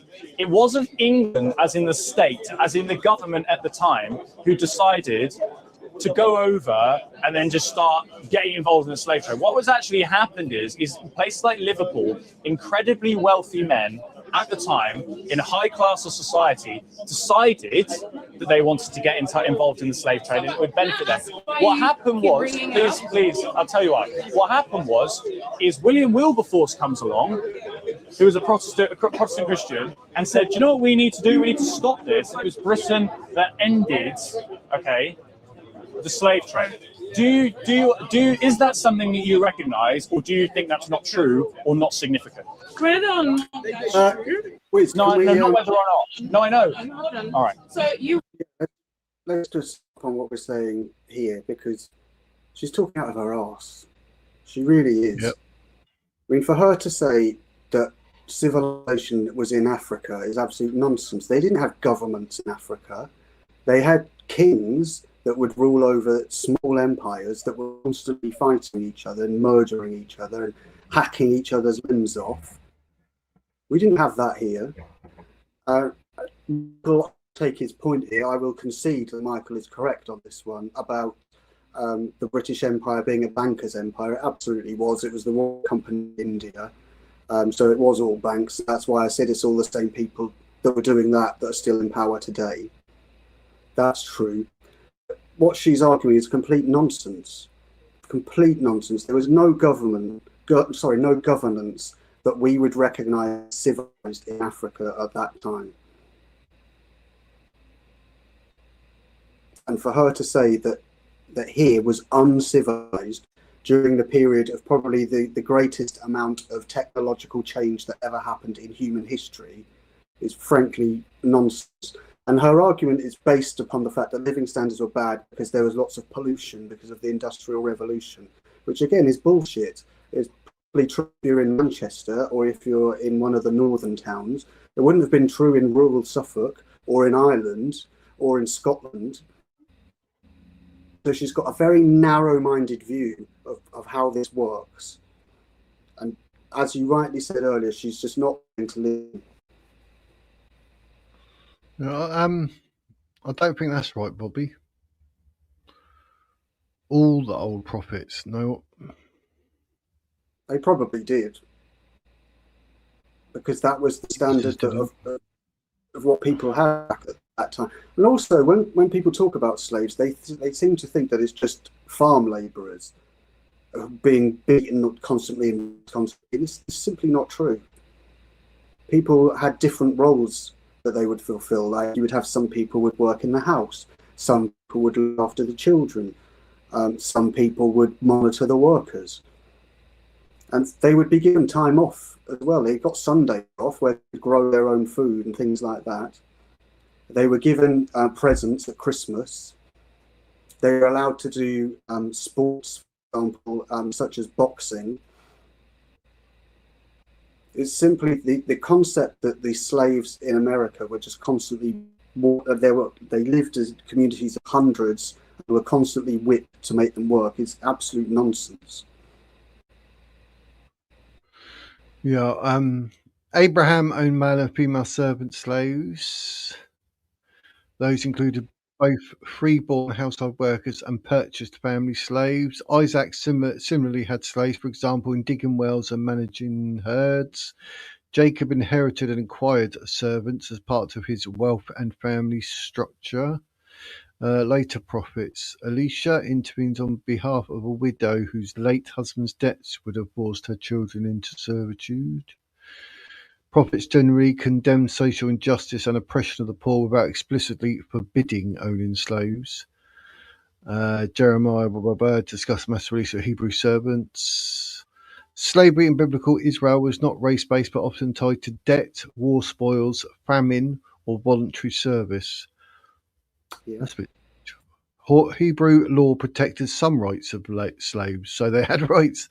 Limited terms, 6-year service for Hebrew slaves, protection from abuse, and options for redemption. Many early prophets or patriarchs operated within this social framework, making verses referencing their slaves a normal part of household management without direct ethical commentary. Identifiable prophet, familial slave owners, Abraham, Isaac, Jacob. No consistent textual evidence that Moses, Joshua, Elisha, or the writing prophets personally held slaves. Their narratives focus on teaching, leading Israel, and spiritual guidance rather than personal wealth management. Conclusion: patriarchs considered prophets. Abraham, Isaac, Jacob had slaves. Later classical prophets, Isaiah, Jeremiah, Moses, do not have recorded instances of personal owning slaves. So some did and some didn't, but they were looked after under Hebrew law. Therefore, if we restrict prophets to those who receive direct divine communications while performing leadership roles, 3 prophets, Abraham, Isaac, and Jacob, definitely had slaves. So, like it says, if we restrict prophets to those who received direct divine communications while performing leadership roles, then there was 3, Abraham, Isaac, and Jacob. So there we go. Yeah. So we didn't intend to get involved in the Atlantic slave trade. What happened is that we did go some colonies, which was the US. We had a small colony over there. We tried to fill it with British people, but it was difficult to get people over there. And it was also difficult to get the colony to last because it was harsh conditions. There was nothing built over there. There were natives there trying to kill them. It was really very difficult. So they had tried to get quality people over there. They couldn't. So what they ended up doing is they would take Irish people indentured servants, which essentially made you a slave for 7 years. Sometimes they would trick people and hide their papers and all this kind of stuff, but that's where it started. That they wanted British or Irish workers. The Irish workers, because of their skin, couldn't work well in the heat of the Caribbean, and so they died quite quickly. With the African workers that cost more, actually worked better in the Caribbean, and unlike the British workers who were constantly trying to rebel and escape, the African workers were much more docile, and that is why they were chosen. And the main reason, above anything else, that they were chosen is because there was a supply that existed before there was a demand.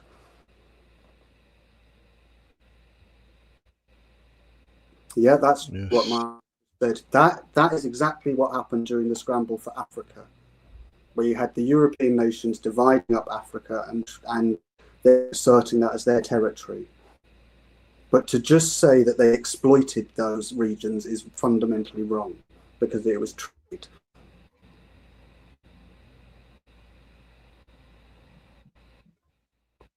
Yeah, so Muhammad freed his slaves, or some of them, after time served. Some were concubines. Yeah. Well, this is the thing with the Islamic slavery that you'll find time and time again that you don't see in transatlantic slavery, which is that the women are treated as sex slaves and were sent into these harems. Yes, there were people that would rape the slaves that they had. That's true, and that did happen, but it didn't happen in anywhere near the way that it happened in Islam, because Islam has such a poor sense of duty and care towards women and treats them literally as half a man. Good point, Dizzy. Good point. When I look back at our history, I'm not ashamed of anything that we've done. I'm proud of what we've done. I'm proud of the fact that an island this size can create such a great society and then decide to export it to the rest of the world, to show to them what an effective society we have, and for that to work. I think something we should all be proud of. We shouldn't be trying to hide our history. We should be saying, no, we were the best in the world. And for a long time, that happened. And it would still be the case if we didn't have the two world wars of the 20th century, both of which we could have gotten out of. We chose to fight. We chose to honour our contracts and treaties that we had with countries such as Poland and Belgium on principle, because we didn't want to see an ideology or an empire take over Europe. So we put our foot down twice. And look at what good it's done us. We now get people like her coming over here and telling us that we're uncivilized and treat them badly. Well, if we treated them that badly, she wouldn't be allowed in here. Yeah.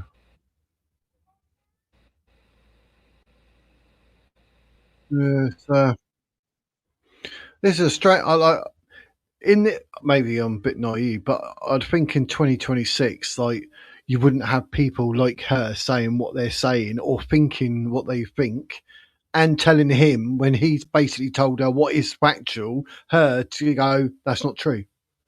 I mean, no, that's get the problem, get a fish and slap her around the face, isn't it?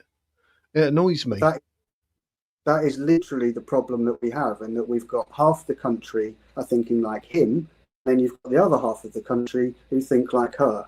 And the half that think like her, people that look like her and look like the bloke to her left, and tend to be young people. And they're the people that we're going to contend with, that are going to uphold the shit we currently have, and that's only going to get worse under Bandy Bum Bum. Yep. A man and no. God, say what you're going to say, and then I'll say my bit. He has no legitimacy to rule over us whatsoever. He was elected as the mayor of Manchester and stood down from it. He was not elected by anyone to stand for this country. What I was going to say, now I've paused the picture, Jake, I can see three. The one to the right, behind and the gentleman behind her on the left. That's true. See, that is more palatable. All right, if there's one or two, that's fine. But we And know, I don't mean- obviously, the I don't back. mean it in Just a see the racist back of way. the bag there where it says Kings. There, we know she's Muslim. Right. So there's 3. So it's 3-3 on this one. But it shouldn't be. That's the point that I'm trying to get at. It shouldn't be like that. It should be, a country should be made up of its indigenous people, because that's what gives it character. That's what gives it civilization. You can let other people come into that. Of course you can, and they can become part of it. But when you let loads of people in that don't believe in that system and want to overtake it, all you're going to end up with is problems, because you're just going to have a country that's ungovernable. Yep. 100%. But here we are, just over 11 minutes into this, and she is literally flip-flop, like literally going over the same sort of thing that she started with. She's not moved the conversation on in any shape or form. He's still trying to explain whatever. And he did actually, thank God, turn around and said, "You're not letting me speak." But Yeah. bloody hell. Has she at any point ever said a specific country has been colonized, or mentioned any specifics about what Britain did in African countries? No. All she said is colonization and exploitation. 2 words that come straight out of the left-wing playbook. Yeah, it's all about the buzzwords, isn't it? I bet, if it was about the other place, it'd be like Palestine, Gaza, Yeah. genocide, Yeah. famine, all the things that are just fake. So, Yeah. she's a buzzword freak, I think. But she's not moved this debate on, and he's trying to some degree. He is trying to. He is. And he's trying to educate her, and she's just not willing to listen. That's the problem we've got to face in this country. How do you get through to people like her? Because she doesn't seem like a bad person. She is actually, compared to a lot of them, she's fairly polite, even though she is talking over him. She's not doing it in a particularly rude way. But she's got such a brilliant attitude. Ascending and a blocked off brain. She hasn't got the open mind. Like when I say to you, I'm very open-minded and that, willing to change my mind. But I think to a degree she's quite ignorant, because she's not listening to what he says. Yes, because exactly. he says, fact. No, it's not. Yeah, that's exactly what ignorance is. It's not willing to listen to the facts, not willing to change your, not willing to consider other perspectives. Now, don't get me wrong. You could look at something through a variety of different frameworks, or that could be true. But what she's saying, her one framework for looking through it, is completely and utterly wrong. She can't accept that, and she can't then try to look at it through another framework. Yeah. So we and in the chat as well, we have taken on board her perspective. We have said, okay, yeah, they've colonized, they did do this. But we've then said what we also did that was better than just what she's trying to make out, and she can't understand that. Yeah, it's like Islam still lives like it's 700 AD, but we as, say, Christians, or just as a country, we have evolved to improve everything. Society, who we are, where we're going in life, education, medication, you name it. We've always looked to better it, and we've done well at it. But she wants to ignore all that and keep this so-called debate about whatever she first said in minute 1 to still say it in minute 11. And I don't think this young lady, if I can call her that, will actually learn anything from this debate, because she's not listening. She doesn't want to accept anything that she says as wrong and say, oh, I apologize, I'm wrong, I've learned something new today. She's literally the opposite. And I genuinely think that this gentleman's going to debate her, obviously, for another however long, and I think he's wasting his time.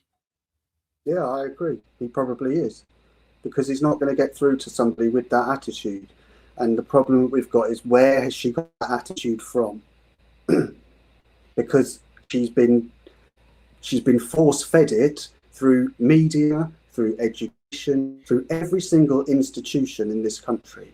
And those institutions are the ones that we need to get rid of. Because they are the ones that are influencing people's opinion.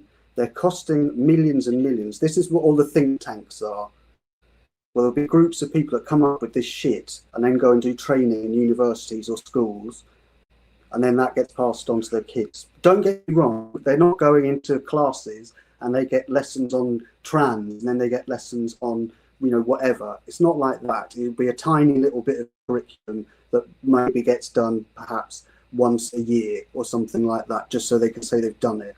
But the fact that it's in there, preventing progress. And what you said is a really good point, that in this country and in every country in the world, pretty much, we consider moving forward as being a sign of progress and civilization, in that we are looking at what we've got that's good, try and make it better. Islam is completely retrograde. It's nonsensical to look backwards in time and to say that was better and we should live like that now.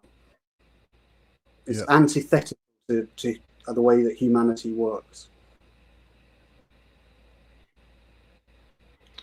And for people in the discussion who were chatting about things like education and what the value of it is, as I've said before, just because somebody has got a book education, it doesn't make them any smarter than anybody else. Education simply means to bring out of, and that can be any range of skills.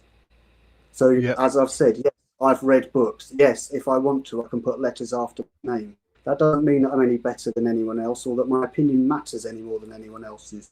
There are lots of skills I don't have that I wish I did.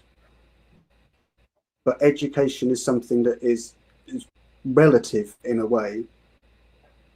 People like Bobby might think that I'm educated.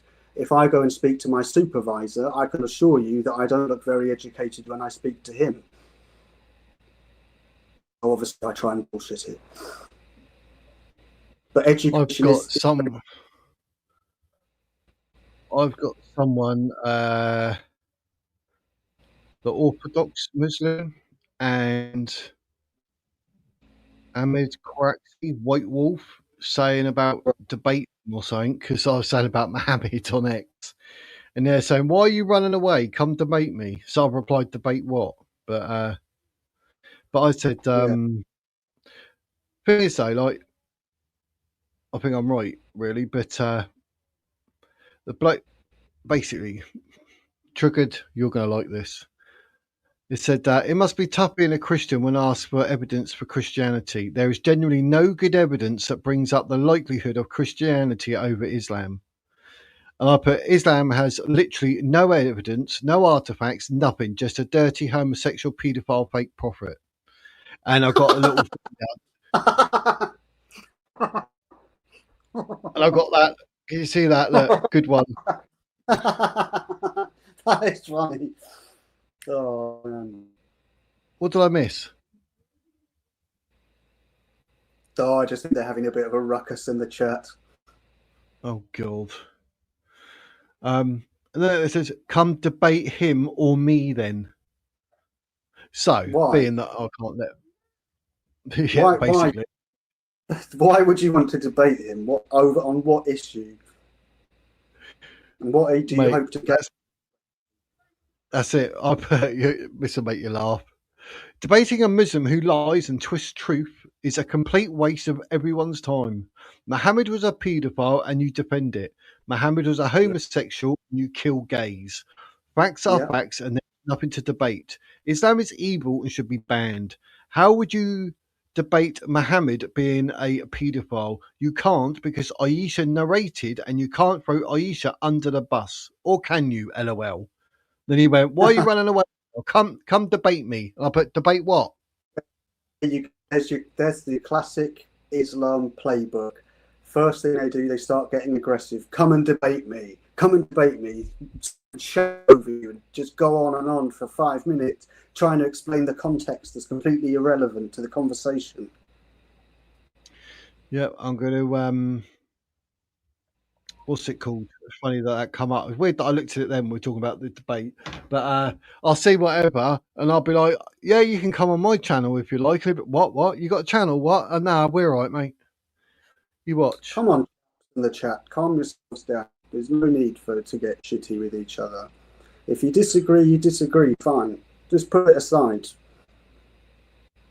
Yeah, behave yourself, guys.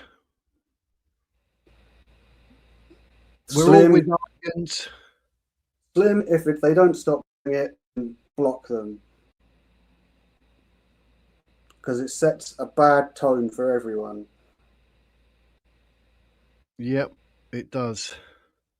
It's fine to debate things, but being rude sometimes happens. I know.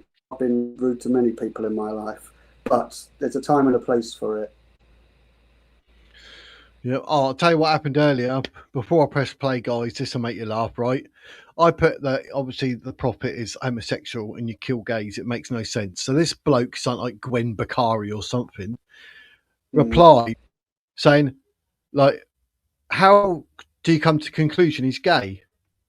I said, well, if you read Sahira Bakari 230, it clearly states Aisha has to clean said man's liquid from his clothes before prayer. And he turns around, massive post. It is so long. I thought, I ain't reading that. I took a few bullet points, and he's saying it could be, it's not allowed, but it could be, that he pleasures himself. It could be that whatever this and whatever that. And I'm like, mate, I'm a straight man. I've never in my life had another man's stuff on me ever. Yeah, right, He's exactly. Homosexual. Oh no, but I don't know. But I don't want to be near some other bloke's spunk. Thank you very much. Exactly. And the fact that I said, you're doing exactly what I just said earlier. You will literally not listen and you'll make excuses, just like you do for him being a paedophile. So there you go. And then I blocked him because I thought I can't be asked. I'm not talking to idiots.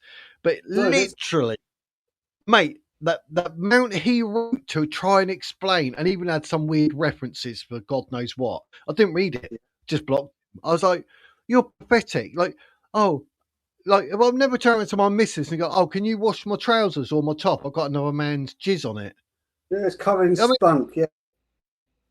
He goes, oh, so you, because he's got that on him, it means he's gay. Yes, that's exactly. It's like, how low can you go? I was like, you pray to a paedophile. That's how low you go. Yeah. Block. I'm not going to argue with any of that. But you literally can't argue against people like that or her because they're so fixed in their opinion. That's the problem, isn't it?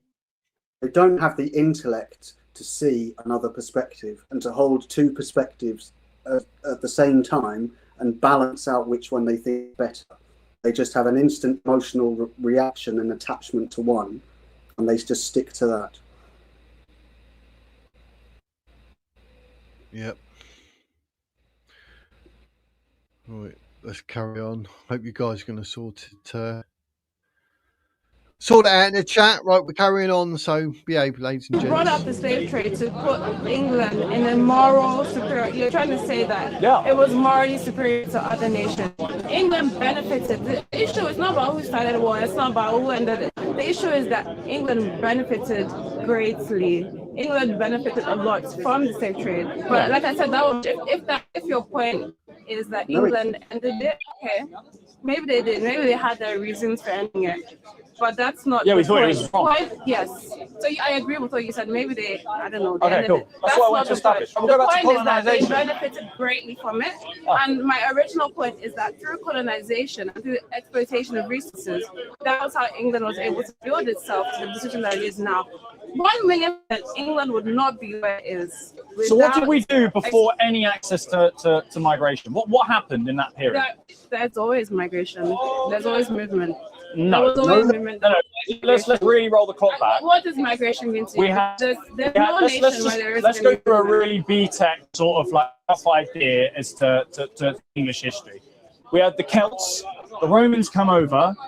Migration as well. Which is, you could say they migrated to our country. They colonized us, killed many Celts, lived to necessity. The Roman Empire then fell. The Romans then left. There were a few. The Celts stayed. There were a few Romans.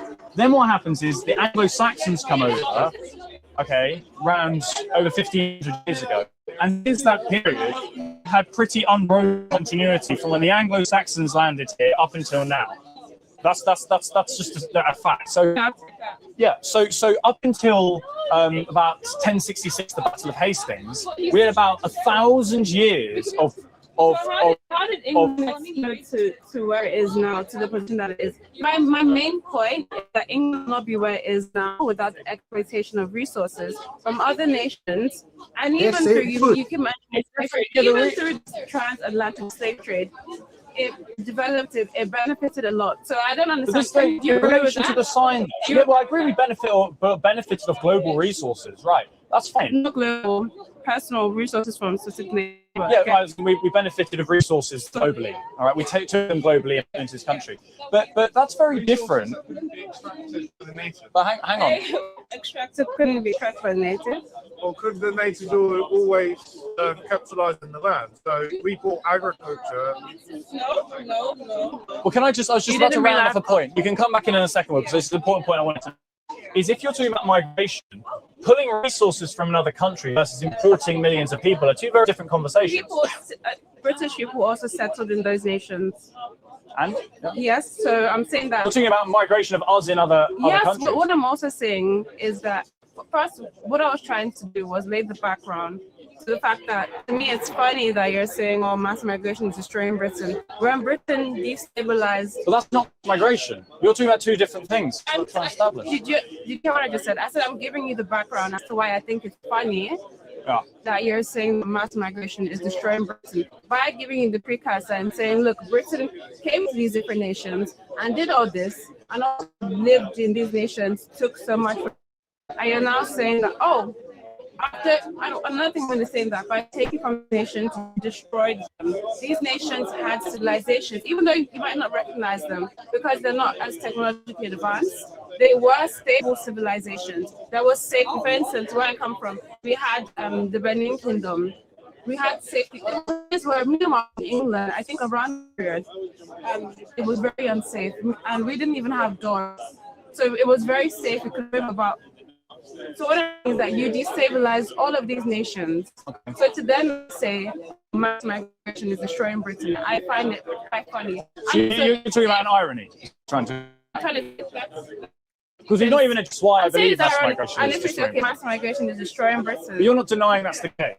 You're saying, I am denying it's the case. But you don't think mass migration is destroying Britain? I don't think it's the case. Okay. I don't think that Britain is where it is now. I think the issue is that a lot of people try to say, is the immigrants, is this, is that. That's not the core issue. Okay, what's the core issue? I think the core issue is the way the system is structured.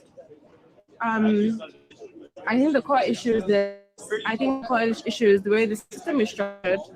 And yeah, I think those core issues. So do you believe in open borders then, is what you believe?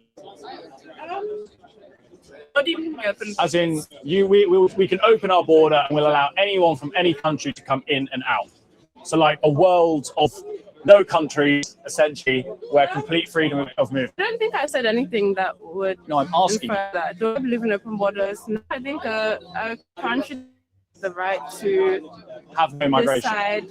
Decide who comes in, but I think it should be realistic, and of course the country can protect itself. That's not my argument. Is never you should allow criminals or whatever to come in.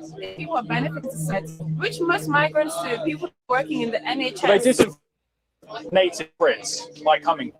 They take jobs away from us. They take homes away from us. No, I think that's okay. True. So I don't think we're the ones. I think we're the ones away from you. And also the reason I mentioned also I gave the background of what Britain did to other nations is that for you to understand why there's so many migrants maybe coming into your nation, because Britain destabilized these different nations, and that's how I'll ask you a question.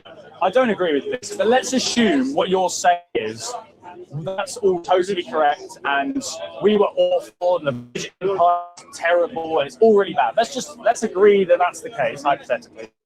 Does that mean that my generation, Generation Z, has a responsibility to essentially take in loads of migrants. Is that what you're saying? With duty I never. for our past. Like, So should I'm we going take to the say knee? two things. Should we take the knee? Like, what do you want to do? Like, It's what? not about taking the knee. It's about, I think, this statement of from the fact, from the mentality of, oh, England is so great. These migrants are good for nothing. So for me, when I see it already votes that, so that's why I laid the precursor of this is why these migrants are coming to your country.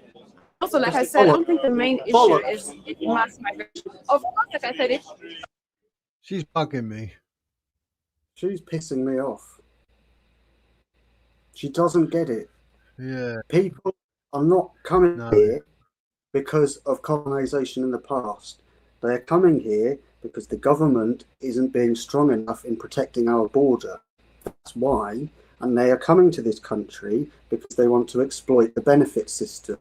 And you just said earlier, love, that going to a country and colonizing it and exploiting it is bad. So if it were wrong for Britain to go to Africa and do it, why is it right for Africa to come to Britain and do it? That's just defeating the same evil with the same evil. That isn't making any progression. It's a ridiculous argument that she's got.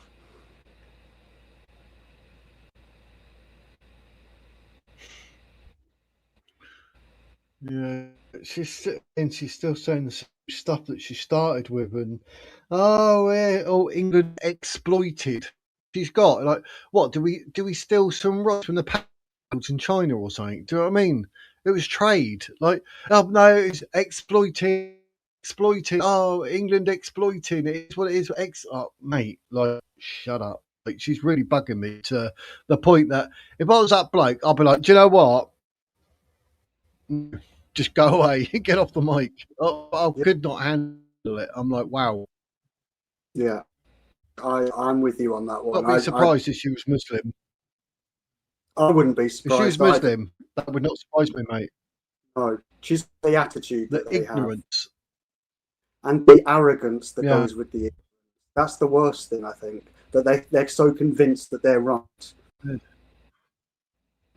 I mean, she's Yeah, trying to I argue. just Well, Witchmaster's right there. They're trying to argue a moral argument, and it isn't a moral argument. It's an argument No, about but- logistics. The logistics are we don't have enough houses to support these people. We don't have enough jobs for these people. And these people coming here are penalising the people in this country because young people can't get jobs, because people that have come in here and are taking the piss and don't get paid the minimum wage because they work cash in hand whilst claiming benefits are taking the jobs. Nobody wants these people here. Nobody's asked for these people to come here. They're not contributing to our society in any meaningful or positive way. And they've made the country worse. Now, if people can see that, then they're being willfully ignorant because there's plenty of evidence that suggests that that is true.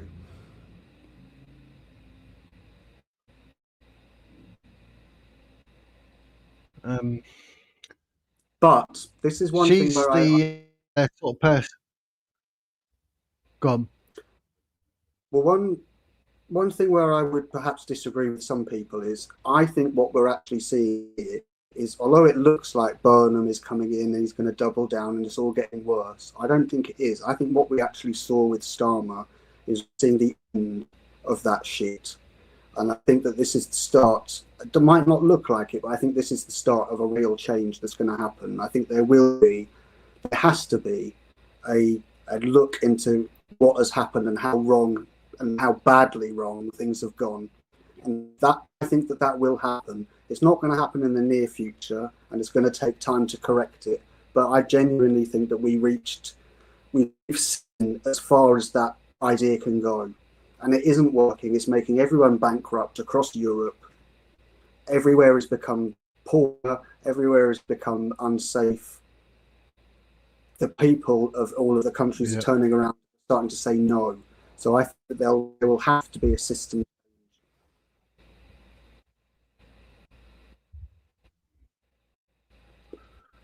Yep.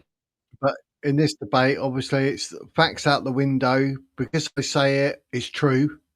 Everything I say is true, and that's the end of it. So listen to what I'm saying, because this is more like me Yeah. teaching to you and debating. Basically, yes. And I'm trying to educate you so you learn wrong like me.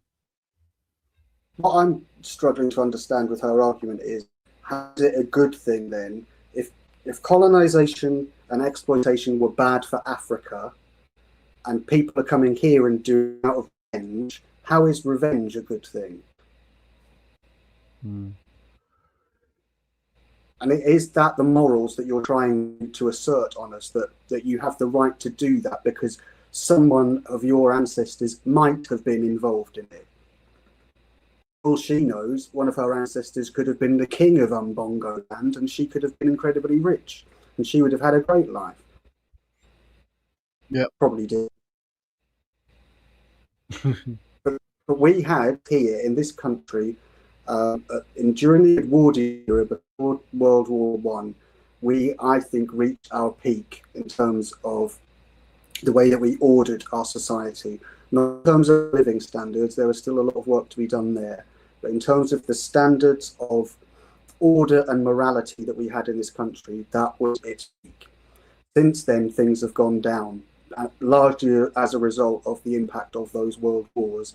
And the majority of it comes from the fact that after the wars, people were so determined to not let those things happen again that they put in place procedures for that time that worked then, that people are exploiting now, and that no longer work in the way that they were designed to, such as the status of a refugee. So our civilization has effectively been so kind that it's killing itself.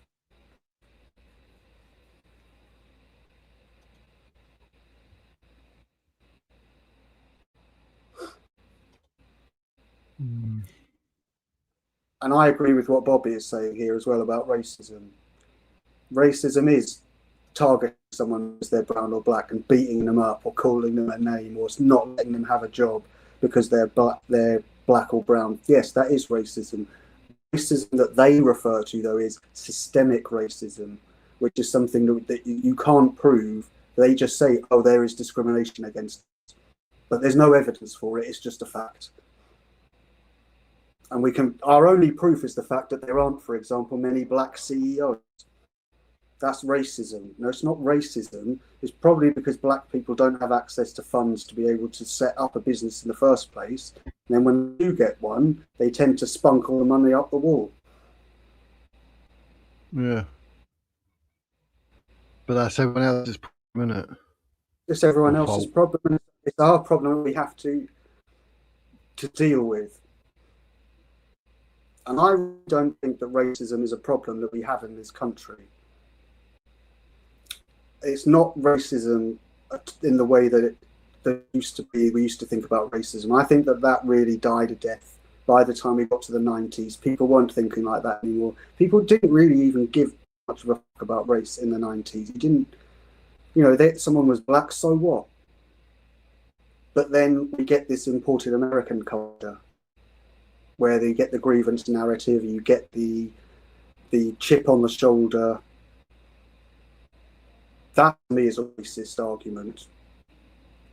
But we mustn't forget where that argument comes from. It comes from America, where they did have slavery, where they did have segregation, and where they did have specific laws against black people that we have never had in this country. And in fact, even Kemi Badenoch said that this country is the least racist, probably in the world. Yeah. And that's why I said earlier that I think that the word racist is now a racial slur against white people. It's exactly the same as calling someone a Paki in my eyes, because it has the purpose, and it's used to dehumanize somebody and to associate them with a particular racial group that you're looking down on. Yep. And why shouldn't you look after your own people? Yeah, exactly. How do you? I mean, if she wanted to be part our people, she has to earn our respect for her, for us to let her in. She can't just expect us to treat her as an equal just because she's here and she's behaving like that. If she adopts our ways, we will then be accepting towards her. That's the thing that she's not understanding here. Yeah, 100%. Like, I'll talk to Bobby, for example. If Bobby starts banging on about Islam, tell him, shut the fuck up. I don't want to hear about it, and we'll move on. And that's why you do that with some people, but you can't do that with everybody.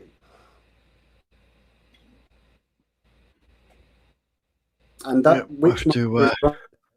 Witchmaster's got a good point here about strength, protecting boundaries with strength. Strength doesn't just mean physical strength. It's having a mental strength to try and defeat these people as well, because it's draining listening to them. It's draining having to fight them all the time. You have to. And it needs everyone to have that strength and to fight. It needs the people on the streets to do that sort of thing, if that's necessary. It needs for us to have strength in our intellect and in our mental fortitude in order for us to get through this. And yes, Triggered Christian, I did tell you both to shut up. That's correct. Yep. We've been going start 2 hours 11 minutes. There's about 7 minutes left. Do you want to watch the rest, or have you seen enough? No, fuck her. She's a bitch. So I meant, no. I don't think we need to delve into that. Really do. Are we going to learn anything? Yeah, that's where I was at. I was about what we've got 18 minutes into that. I'll tell you, we must have got about 4 or 5 minutes into it, and I was already regretting it. I could see what was going to happen. I was just like, no, Lord help me. Do you know what I mean? But that's the thing, is that you can just spot these type of people, and that's why I think it's really important to try and learn more about it. And that's why earlier I wanted to look at the picture of Africa, because I think when you see it, and you can literally see that the whole country was involved in a slave trade for hundreds and hundreds of years before us, it really just goes to show that what she's saying is bollocks. And I'm sure for many people they already knew that information. If you didn't, then hopefully you can learn something new today. Yeah, definitely. But no, I don't think I can stand any more, to be honest.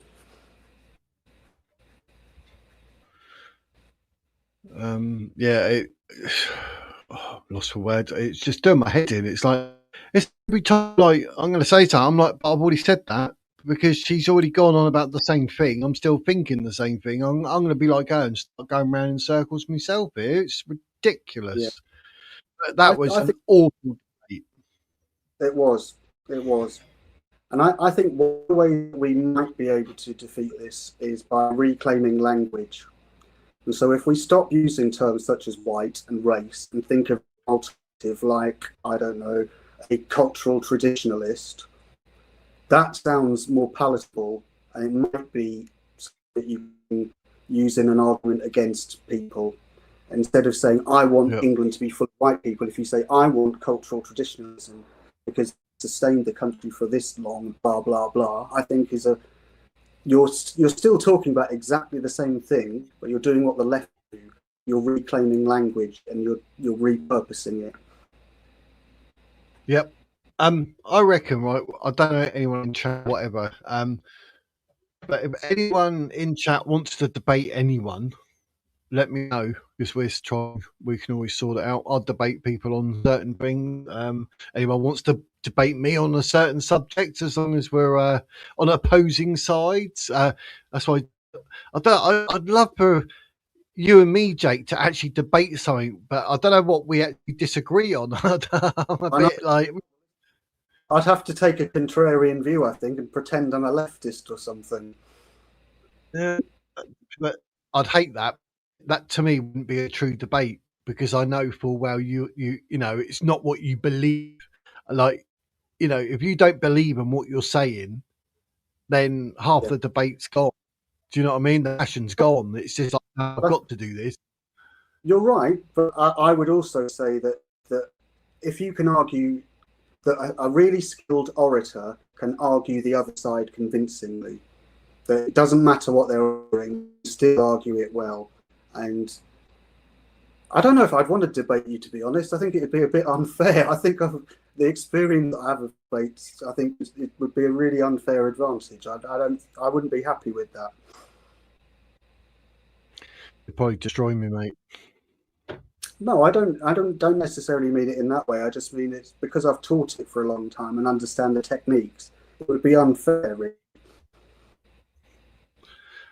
Yeah. But I do think it would be a good idea for you to debate somebody on here, and I would happily chair that debate. Yeah, we'll have to see if anyone. Trigger Christian, you get out a bit. Well, a few of you do actually. But if you know anyone who wants to debate me on anything, or even maybe Jake, do you want to do any debating, Jake? Really? I'm not really a debater, to be honest, because I've only ever debated one person. That was on a different channel. It was a very easy win, but the person I spoke to was an idiot. But that helps. Yeah, if someone really wanted to, and it was a good topic, then I might. But it's not something I'd go out of my way to do, to be honest. I'd rather analyse debates and talk about them. But yeah, I think you need to keep your brain. See if there's anyone who wants to debate something. Get hold of me. I want time to do my research and or whatever. And like I said, Jake said he's willing to mastermind it. So I think there is something on here. I can give you the power to move people and all that. Do you know what I mean? Yeah, I mean, I don't have a problem arguing with people. If someone wants an argument, a respectful one, then fine, can do that.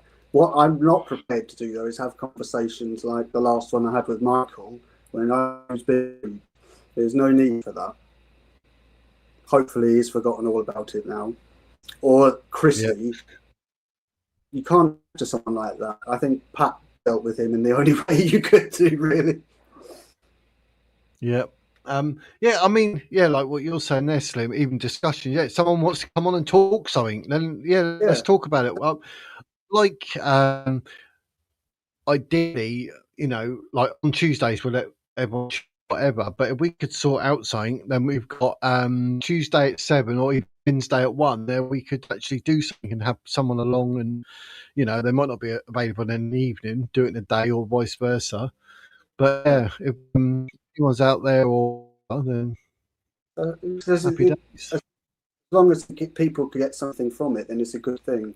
I mean, we've had some greats here with Slim on a Sunday, talking about all kinds of stuff, because Slim is someone who is a good man.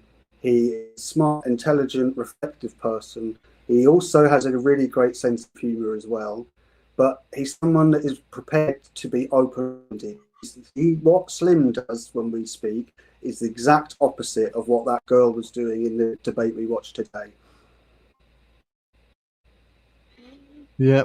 But, so like could have had people on and whatever, it would have been good. Like because even Jake yourself, like you can come up as well. So there's 3 of us. So it's a freeway rather than just whatever. Yeah. Oh, saucy. Oh, Perry. Oh, reggae. I don't know where Nelly was tonight because I thought she wanted to have a chat today, but it's good that we've got one come on as well. Maybe she's sober. It's a great little channel that people are feeling more confident that and willing to actually come on stage. And obviously, if someone is a bit nervous, doesn't want to show their face, you don't have to. Nope. I don't know, Bobby. See, Bobby, we discussed this last time, didn't we? About whatever and however. We don't want to keep going over the same old stuff, and we don't want everyone just like, oh yeah, Bobby, follower of Islam, blah blah blah. That just boring. So that's what I don't the religious channel. That's why I can't stand it, because it just ends up in people just going on and on about very boring scriptures and essentially saying my God's better than your God. That doesn't interest me. because both Yep. sides are listening to each other. They're just convinced I'm right. If they're actually exploring like a particular moral within a scripture or something, that's different. Yep. I'm with you, Bobby. We spoke about it last time, and then I think it did pop up a second time, didn't it? If my mind serves me correctly. But that's all we need. I mean, Bobby's not here Yeah. just like to come up with like some sort of punch bag. Do you know what I mean? Like, oh yeah, let's just start saying or throwing all this at him and all that. It's just not right and it's not fair. So it's just like I no. mean, That's why I like he's got Friday days. his beliefs, that's up to him. I don't Yep, believe in them. exactly. A lot of people in the chat don't believe in them. Bobby doesn't give a shit if we believe in them. It doesn't make any difference to him. It doesn't make any difference to us that he believes in that either. So if Yep. he wants to do that and get on with his life, fine. But yeah, we'll talk about anything on a Sunday, Bobby. I mean, this week, what did I say it was? Can't remember. Oh, sport. Yes, Sport. Sorry, mate. Sunday, it's sport. Should religion and politics be banned from sports? So it's sort of two conversations there, so to speak. But if people want to come up on stage and we discuss it accordingly and just see how it goes. I think that'd be a good one. But that's the subject. So obviously we don't discuss that. Don't call in. So we're going to try and because Jake said and other people did say in the chat, have a specific topic or a certain question or whatever, and that's what it's about. So we're going to keep it to whether religion and politics should be kept out of sport. Yeah, I think that's probably the best way to do it. And then also, because it's on a specific topic, then you might find someone who's in the chat might not like it. Like Dizzy, she'd say she doesn't like sports. She wouldn't want to get involved in that chat. She might watch it, but someone else might think to themselves, oh, actually, I'm really into sport. I will come and talk about that today. And that would be really great to get more people to get involved. Yep. And if there's any other sort of things for a Sunday where, this would be a good question or whatever it may be, or something to people call in and talk about, whatever subject, topic or question, whatever, let us know. You up my email address on the page, or just in one of my videos, comment below and just say, oh, Wiz, what about doing this on a Sunday? Or you can do it on my community tab, or you can go and post there. Let me know. I'm open. Like, this channel hopefully will keep growing, even though I think I'm up to about 12 subscribers lost this week. I've never lost so many. So I don't know if someone slagged me off somewhere. I don't know, but I've never had that. But maybe it's my hair and my beard. Well, I hope not, because I think that there's a really good community here that are, serious-minded people who like a good laugh as well, who are really, really loyal. That's the thing that I notice most about what you've managed to achieve. That you get the same people who come back time and time again and enjoy just spending time with each other, really. Doesn't matter what topic is ultimately, but it makes for a better show. And definitely do just get involved if you want to. It's daunting the first time you speak on here, but you get used to it, and it doesn't really feel like you're talking to loads of people. It just feels like you're talking with. Yep. And there's so much you can talk about: news, politics, whatever. Religion's just sort of one of those things, like everything else. This is not a channel about religion. Do you know what I mean? It's just that pops up here and there in the news through some way or another. So yeah, don't go thinking like this is actually like where we will talk about it. We won't. So, but there'll be little bits and bobs here and there. But it's news, politics, and reviews. Yeah, and education as well. Yeah, free education. Hey. So if there's anything educational that people want to know about, then ask Wiz, and I'll see if there's something I can do with it if he wants to. Or alternatively, if there's something you need specific help with, I've put my email address out there. You've got it if you need it. And if I can help, then I will. And if I can't, obviously I won't.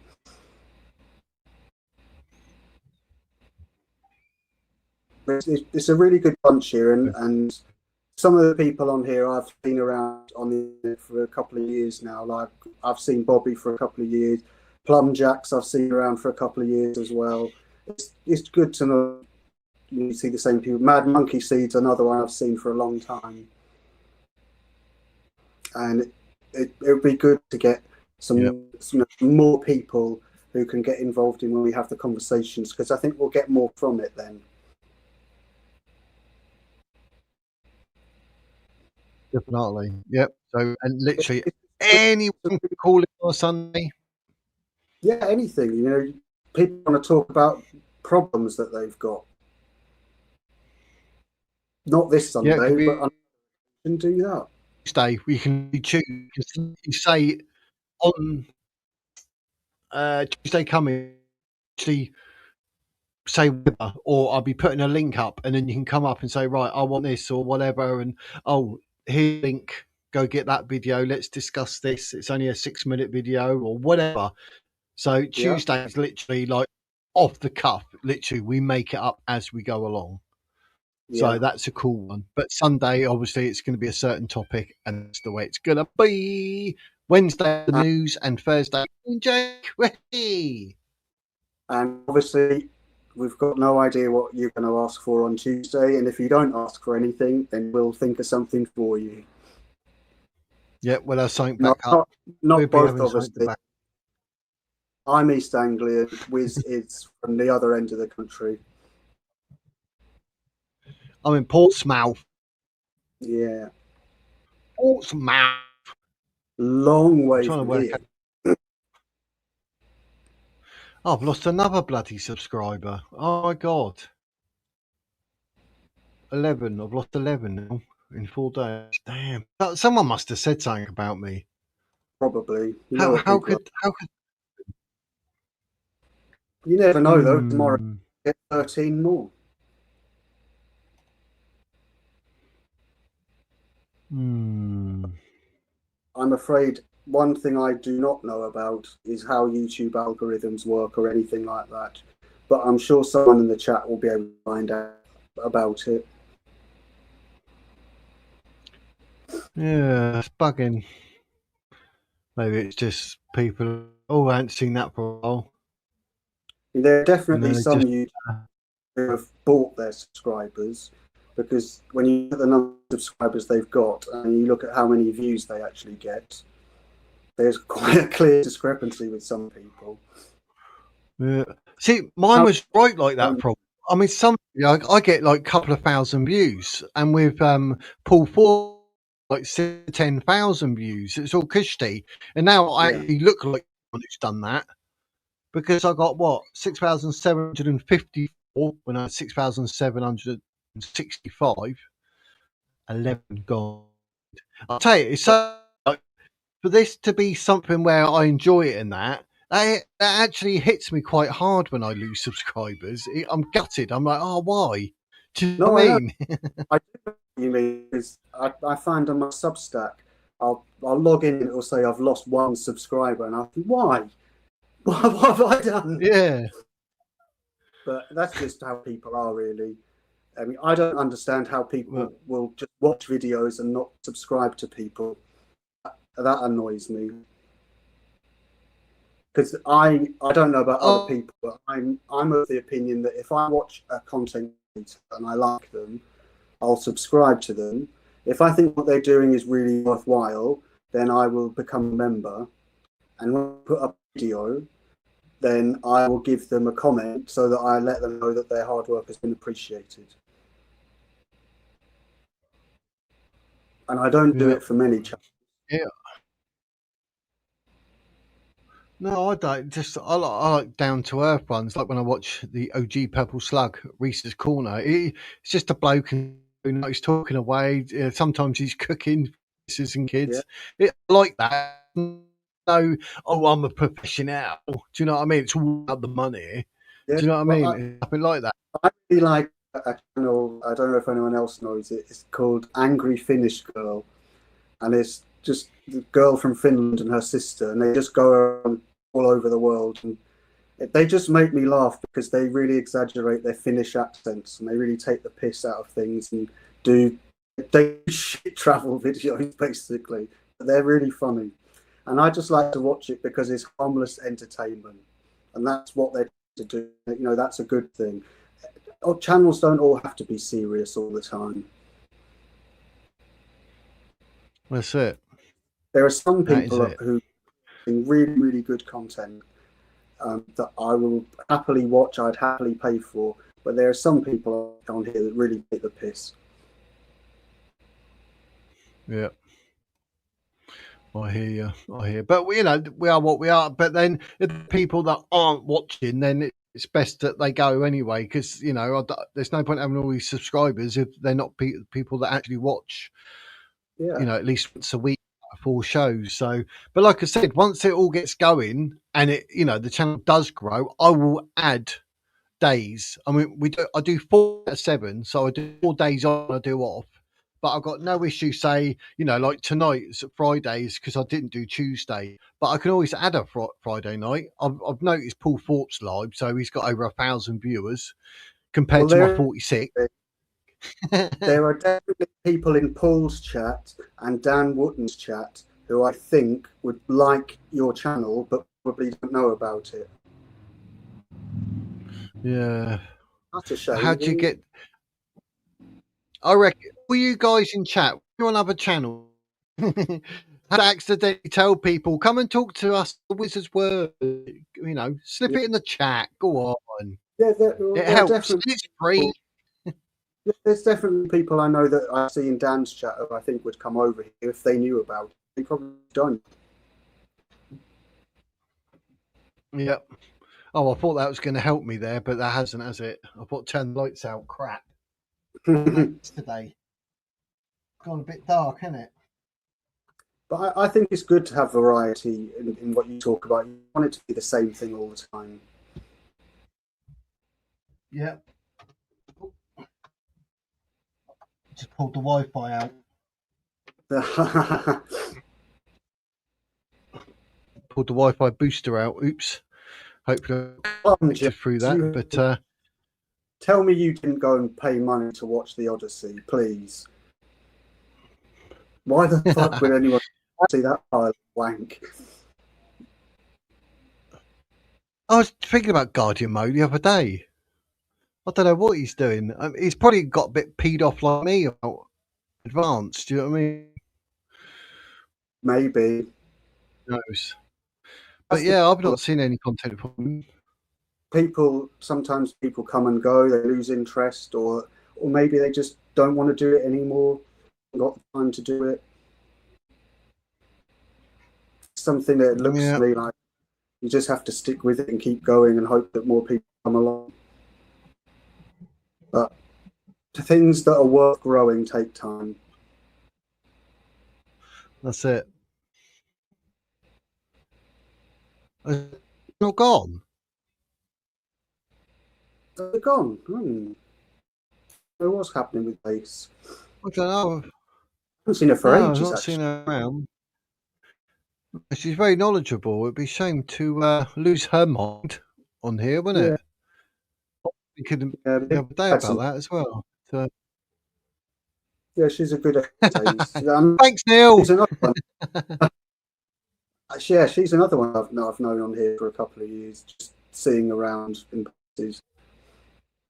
And so what would be good is to all these people that all of us see on other channels, the way we know people, we need to get those people to come into here as well. Yep, that's it.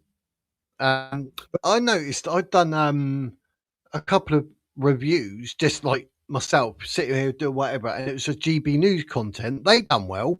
I think one had 1,600 and one had over 2,000 views, where I was called a liar because he was talking out of his backside about the Jews, even though he was Jewish. And yeah, that was really good. And I was like, oh, 2,000 views, excellent. But I can't just keep reviewing GB News content. That's the problem. So I've got to find other content. You know, I could just slap a video up quick, but at the moment, maybe where I want online for maybe 6, 7, 8 days, but my videos are only getting like between 20 to 70 views. And I'm like, whoa, and that really peed me off. I'm like, what am I doing? Do you know what I mean? I don't think you are doing anything. So, I think it's but, you know, YouTube It's probably But, yeah, our conversations and things. Right, what a fucking racist. yeah, but yeah, it is what it is. I'm not going to sort of change all sort of lines of the same content, but maybe I need to pick certain things that are more popular. But how do I know I've done it? Well, one thing I would say is that you can see people like Ollie the Green Witch and all the other people in the chat. They come here because they like what you do. So I'm sure they'll be happy with what you do if you try and bring new things in, and I'm sure they'll be happy if you do things like you are already. If they like it, they'll let us know. That's it. We're going to try the Tuesday thing off the cuff, see how that goes for a couple of weeks, and if you guys gel with that and think, because we can log in and I ask him whatever in the chat, and it might be in the whole episodes I'm going through your chat and you're in this, that, and everything else, and we're just literally asking you're asking questions and me and Jake are answering them or something. It's whatever. So the show's about you, so if that's the case and that's what you like, then that's what I'll do. It doesn't bother me. I enjoy it because we're just here together and we're all getting to know each other. So, and I appreciate you liking the channel. Exactly. Ollie. Oi. For no reason other than the fact that I just enjoy talking. I enjoy seeing the people in the chat and everyone. So it's all good. Neil, I can be more racist if you want. Electrodoc is got a girlfriend, Yeah. So I have got to run all up, but it's crap. So, you're right, Slim. Yeah, he's deserted us. He's cheated on the with a woman. Yeah. Disgraceful. Disgraceful. But he'll be back. Yeah. He'll be back. But anyway. But yeah, like I say, ladies and gents, no matter what channel you're on, promote the Wiz. Promote it. Everywhere you go, if you see someone you think would like what is done here, mention it to them. See if you can get them over. Yeah, so come and join it. Come and have a giggle with us. Make sure you tell them it's just, sit through the adverts. That's a channel and it costs you nothing. That's it. That's how you support the channel. Happy days. Oh, happy days. I think it's really, really good, though, that there are these little communities coming up like this. Obviously, you've got your community here. Best does a community as well. There's a lot of crossover with. And so there are people that are coming together in various different places. And I think that's a really good thing because for a lot of people, they're in the same situation that we're in. You don't really want to go out, you socialise. And it's a good way where you can actually talk to people without having to go out. Yep. Which is always a we are the future. I think we are. Yeah. It's all good. Yeah, I agree. But we're all here. That matters. I agree with that. Then there are good people in here, and we all have our own opinions and ideas. We don't always agree, and that's how it should be. Yep. But then if we agreed on absolutely everything, it'd be a boring bloody planet, wouldn't it? Do you know what I mean? Yeah. Like, yes, no, yes, sir. I'm genuinely glad. If I go to another channel and I see someone I know from here, I genuinely feel glad about it.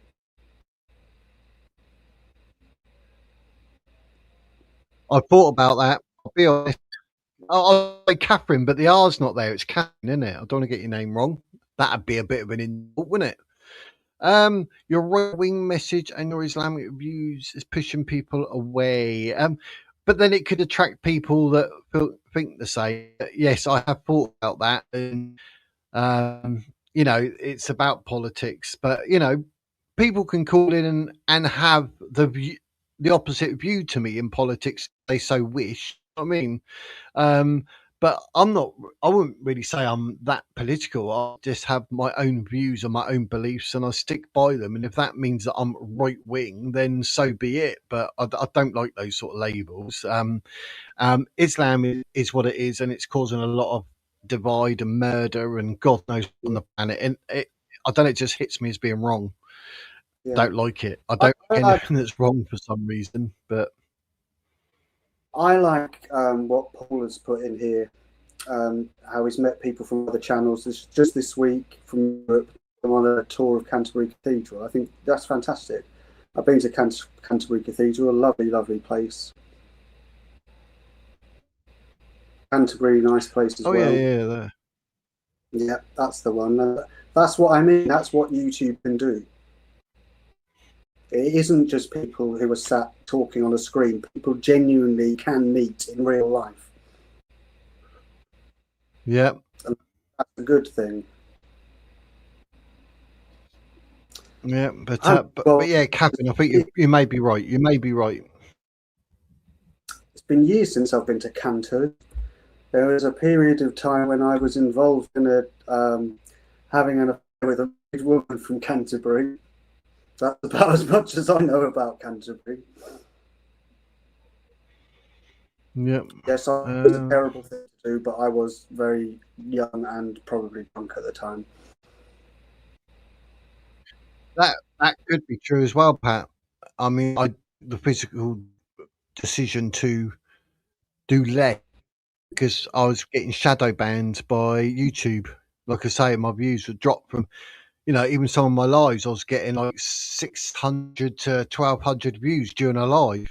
People coming in, going, coming back, whatever. And it's just tanked. And I thought, I wonder if that's because I was doing too much of that Islam stuff. So I took the conscious decision to do less. But you may be right as well. I don't know. So I think Paul Thorpe's going on live now, so I think there's going to be a drop off by the look of it. Yeah, it is what it is. Yeah, Thorpe's he started about 9 or something. He's on with Richard tonight, so I do like Paul. Yes, he did do the Canterbury Tales. Yes, one of the most famous poems in English literature, although unfinished. Particularly good one in there is what is it called now? The Miller's Tale. That's a good one. About a young man who's trying to have it for the wife of the person he lodges with and manages to as well. It's quite an unusual one as it actually features the medieval word for cunt, which was quente. Because there's a bit in it when it says he grabbed her by the quente. Bit like Donald Trump, but 500 years ago. Yeah, I don't think I've ever bullied anyone.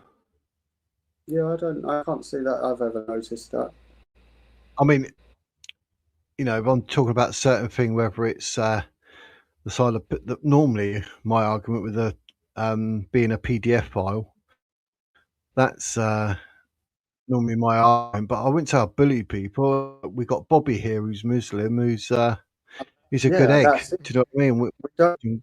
There isn't any people here that tend to be Islamic, so I don't see how people can be bullied because I've not seen anyone in the comments that agrees with Islam. Yeah, I know in the chats they call each idiots and stupid and whatnot, but today Jake's on that and saying, "Can't you two sort it out, whatever?" They get over it. They have their little moment. White blew up, yes, but yes, Slim, you're right. Middle English, which I did actually study at university, and I had to translate Gawain and the Green Knight from Middle English into English. It's fucking hard. Because some of the words are the same, but some of them are nothing like English as we know it now. If you haven't read The Miller's Tale, Slim, look it up, or at least just read the plot line of it, because it is really funny. Not what you would expect from English literature. It's rude. I can't think what's the is it called The Raven? Yeah, Edgar Allan Poe. Oh, gone brain. Once a Midnight Fury. What's it? Yeah, that's The Raven. It's the Raven. Only one actually remember. But that's a good one. I watched something on Netflix or something. It was about him, and he was writing something or whatever, and then I ended up looking it up, and I read it, and I was like, bloody hell, how could I never have seen that in my life? What, you read something? But that was You read a poem? yeah, Fantastic. that was, Fantastic. but that was before my heart attack, so it's more than 2 years ago. But I was struggling to should- remember it. But Have a look up this poem. I'll put it in the chat. It's only about 12 lines, and you might like it. So here's the title and the author.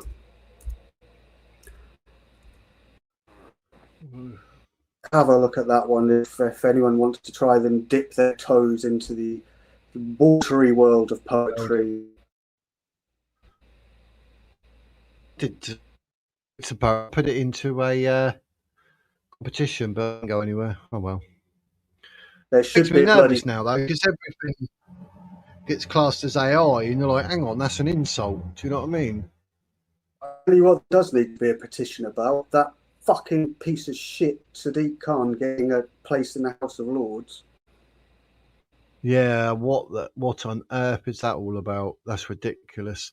Because I was thinking tomorrow I'm going to see how my goes on that. I've got some things to do, but I might at some point random go live. But don't hold me to that. I'm just saying because I used to do on Saturdays when there was protests and God knows what. So, but I'll see what's going on, or if there's something that's bugging me, I think, do you know what? Go live. Let's discuss it.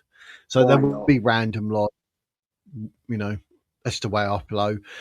Just say rather than just recording it and then uploading it, I'm like, no, I'll just go live and let's discuss it, see if anyone's about. So, Mad Monkey Seeds, you can be as It's all rude good. as you like. Because yes. you're a geezer. And you tell it like it is. And you're a Like- seed. And he's a seed, so he's looking to grow, isn't he?